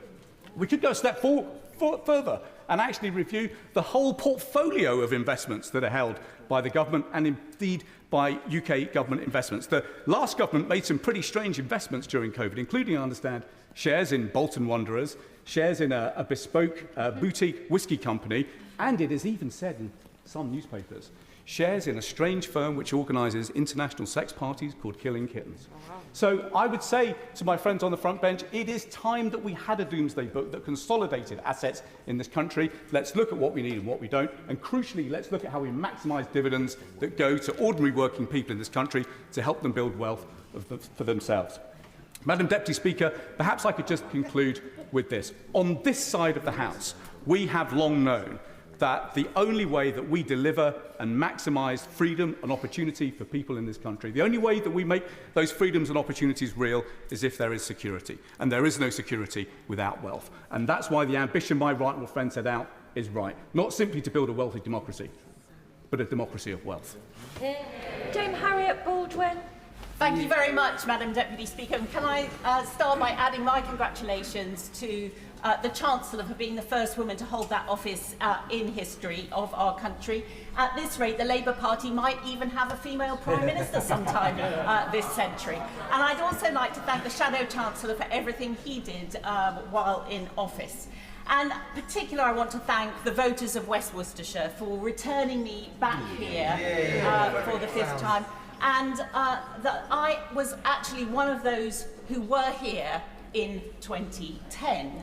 And it is ironic that I should be following the member for Hodge Hill, because he was the one who left that famous note that said, "I'm sorry, there is no money left." If you want to know what a bad economic legacy looks like, I was here in 2010 when we received it from the party opposite. The deficit was over 10% and rising. Unemployment was over 8%. In fact, inflation was nearly twice its target, and the banking system had just collapsed and had to be bailed out by taxpayers.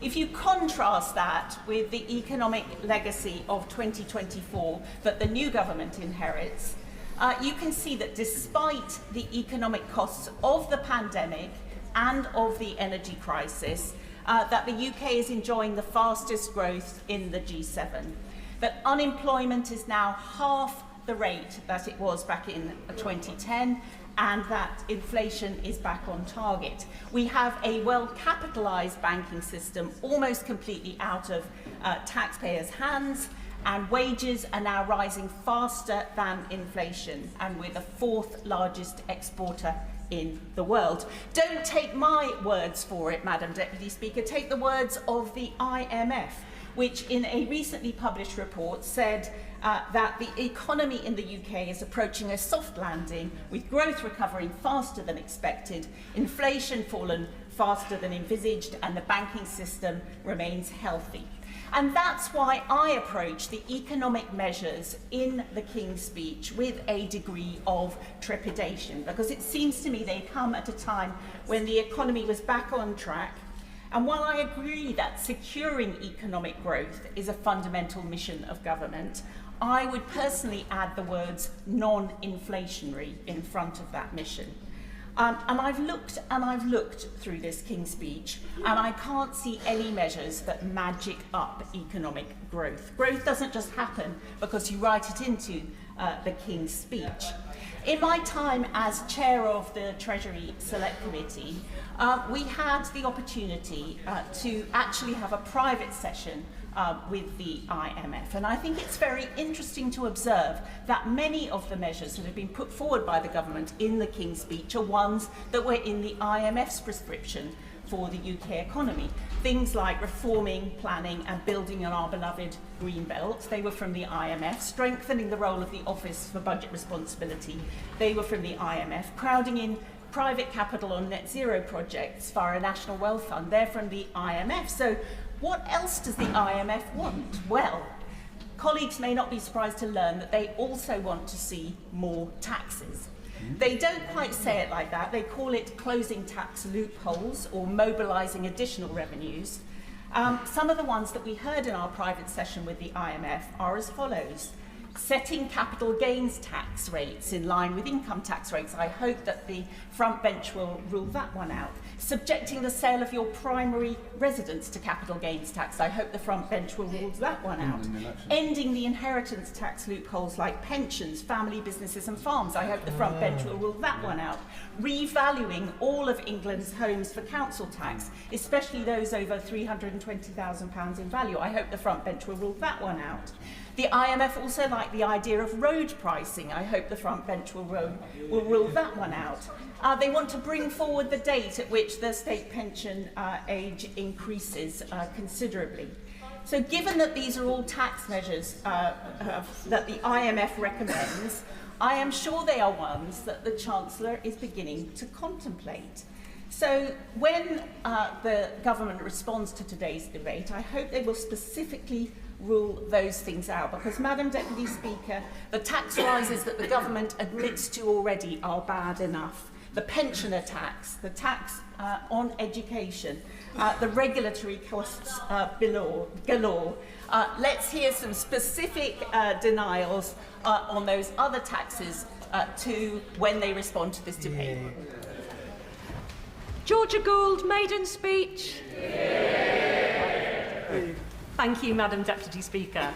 I am pleased to speak in a debate with so many strong female representatives, the Honourable Member for West Worcestershire and I am really honoured to speak in a debate led by the Chancellor of the Exchequer, the first female Chancellor of the Exchequer, who has shown today what a force for change she is. And I found it incredibly moving to hear from MPs from across these benches talk with such love and dedication about the places they represent. And it has given this Parliament a deep grounding in the stories of people from every part of the UK.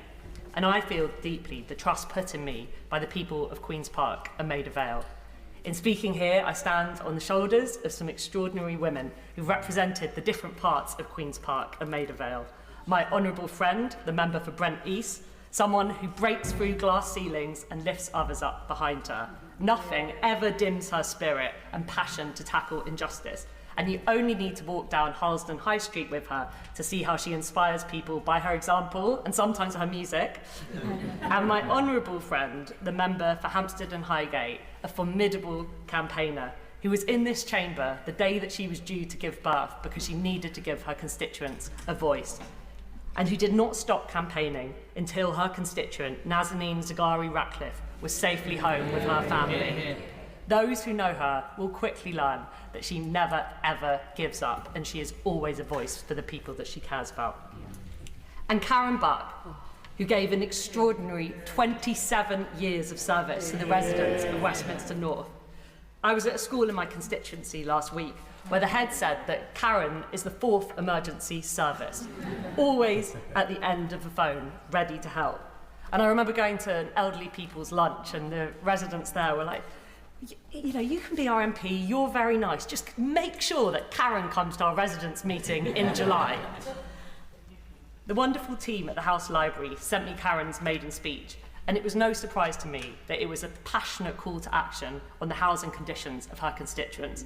And this passion has not dimmed for a second and can be heard in every line of her 37 interventions in the Renters Reform Bill over 25 years later. She has shown that somebody with community running through their veins can move mountains. And I will work every day to live up to the women that came before me, including Madam Deputy Speaker and her sister Baroness McDonough, who showed both of them such amazing dedicated service and themselves never give up on fighting for their constituents and the people of this country. Queen's Park and Maida Vale is a place that means a huge amount to me. My great-grandfather came over to the UK when he was a teenager, fleeing the poverty and pogroms of Lithuania, and worked his way up to open a shop on Kilburn High Road. My family have lived and worked in the area ever since. Growing up in the heart of London, attending Horfield Primary School, and seeing how many children were cut out of the opportunities on their doorstep has driven me ever since. And the need we're seeing now is worse than ever. My inbox, my surgeries are full of people who are facing homelessness crisis, skipping meals to feed their families, all in walking distance of this chamber.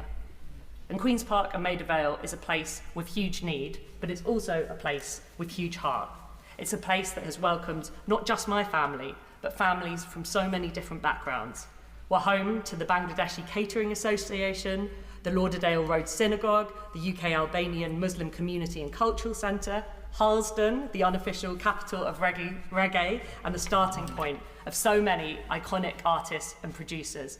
And Kilburn, a centre of creativity with a claim to be the birthplace of cinema, and the amazing diverse community of Church Street. We're a community that's rich in spirit and dynamism. In 1879, Queen's Park was chosen to host the Royal Agricultural Show.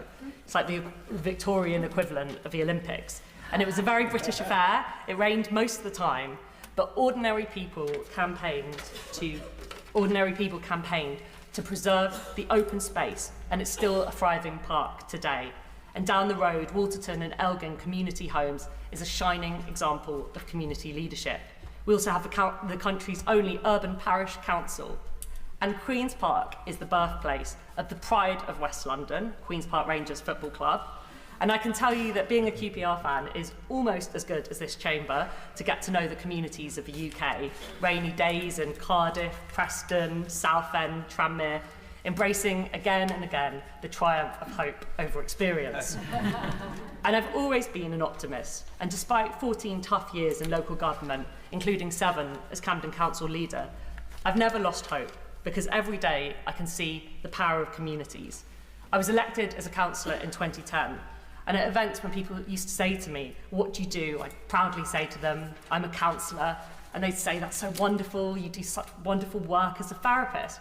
And I'd have to say, no, not that kind of councillor, I'm a Labour Party councillor, and you could see them either swiftly go and get a drink or talk to me about dog mess. And street cleaning and rubbish collection are essential services that councils deliver. My honourable friend, the member for Birmingham Erdington, once introduced me as the person that makes sure Keir Starmer's bins are collected. But we often forget how much more local government is. I see this every day watching the work of Brent and Westminster, two brilliant Labour councils in my constituency. Councils are lifelines for communities. They provide care for children and adults who most need support. They're leaders of place, bringing services and people together to make change. I've seen local government staff go above and beyond time and time again, fueled by love and dedication, because there was no one else there, whether that's working with communities to deliver food during COVID or to support Afghan evacuees. When things have been hard, they've held together our communities, finding unity in difference. The gracious speech sets out bold new proposals in the English Devolution Bill to unlock the energy and creativity of communities. It sets out bills to fulfil the long-held campaign of Karen Bucks to end no-fault evictions and reform the leasehold system. And the proposals will support the people of Queen's Park and Maida Vale, who come out every day to build their community. The youth workers, the community gardeners, the North Paddington Food Bank that wish they didn't have to exist. People putting hope into action because they believe that things can change. And I know as I sit in this chamber, I will have their voices and stories with me, but also the stories I've heard from honourable members across the UK. We all have that in common, the privilege and the responsibility of bringing the voices of our community to this place. We may debate and disagree, but I hope to always listen and learn, and remember that we are being entrusted to weave those stories, hopes and ambitions together for a national vision for this country, one that governs for all and leaves no one behind. Madam Deputy Speaker, and I want to congratulate the Honourable Lady the Member for Queen's Park and Maida Vale on a simply superb speech. It's been made in the best traditions of the House. She's done her constituents' pride, and I know that she brings huge amounts of expertise and commitment to this House. I wish her all the best going forward. Madam Deputy Speaker, I also want to put on record my thanks to the good people of Fareham Waterlooville for sending me back to Parliament. We had a fantastically energetic, let's put it that way, campaign, a very hard-fought campaign, and I'm very honoured and humbled to have the privilege to speak on their behalf in this chamber. Now, Madam Deputy Speaker, there was one thing that struck me in the King's speech. It wasn't the long list of policies that will no doubt damage our economy. It wasn't the vague promises that will not survive contact with reality. No, Madam Deputy Speaker, for me, the thing that was conspicuous by its absence was the total failure of the Labour government to deal with child poverty and scrap the two-child benefit cap on welfare. Yes, you heard that right. Madam Deputy Speaker, I am rising. Can I ask that we show respect and listen to the member's speech? A bit of surprise I detect on the benches opposite, but I am indeed rising to speak on behalf of scrapping the cap. Now, in the grand tapestry of British politics, where the warp and weft of policy and principle interlace, it isn't often that you will find a Conservative MP find threads of agreement with friends across the aisle. But here we are, discussing a proposal backed by Labour MPs, led by the Honourable Member, the member for Liverpool Riverside, backed by the Lib Dems, the SNP, and many opposition parties. And it's one with which I agree, because it speaks to my profound sense of justice and, dare I say, compassion. And I'm rising today to talk about why, as Conservatives, we can and should back scrapping the cap. Now, let's just rewrite history, because there's been a lot of nonsense from the Labour front bench about the situation that we inherited in 2010. To put simply, we inherited no less than an economic catastrophe, and we worked hard to retrieve that situation. The deficit stood at 10% in 2010. We've got that down to 1.9%. Public sector net borrowing was at 10%. We've got that down to 3%. We were in a deep recession, and we now have the fastest growing economy in the G7. So we had to make incredibly difficult decisions back in 2010 to reduce our welfare bill. But it remains clear to me that with those welfare reforms, spearheaded by my right honourable friend, the member for Woodford Green and Chingford, where we overhauled an overly complex bureaucratic system and have helped millions of people get back into work. 4 million people are now in work compared to 2010. The unemployment rate is down to 4.4%, almost half of what it was in 2010. We can make changes to some of the decisions that we made back then. And it's clear to me from my work with vulnerable families in Fareham that the cap isn't working. It's pushing more children and families into relative poverty. It's causing them to use more food banks. And that's why there are 3 good reasons for scrapping the cap.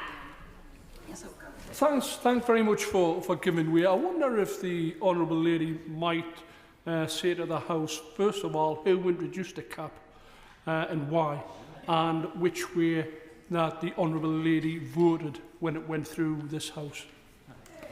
Yes, well, I just set out the parlous economic situation forced us to make very difficult and indeed impossible choices. But thanks to the improved economics, thanks to the improvements brought about by universal credit, I believe it is now time to put child poverty first and scrap the cap. And there are 3 big reasons why we can support this as Conservatives. First of all, it's affordable. For about £1.7 billion, i.e. 0.14% of total government spending, we could quickly bring about 300,000 children out of poverty. As I say, with the improved situation, I believe that is the fair and right thing to do. Secondly, the reason why it was introduced in the first place, i.e. to disincentivise poorer families from having more children, has not necessarily worked. The number of children born has remained relatively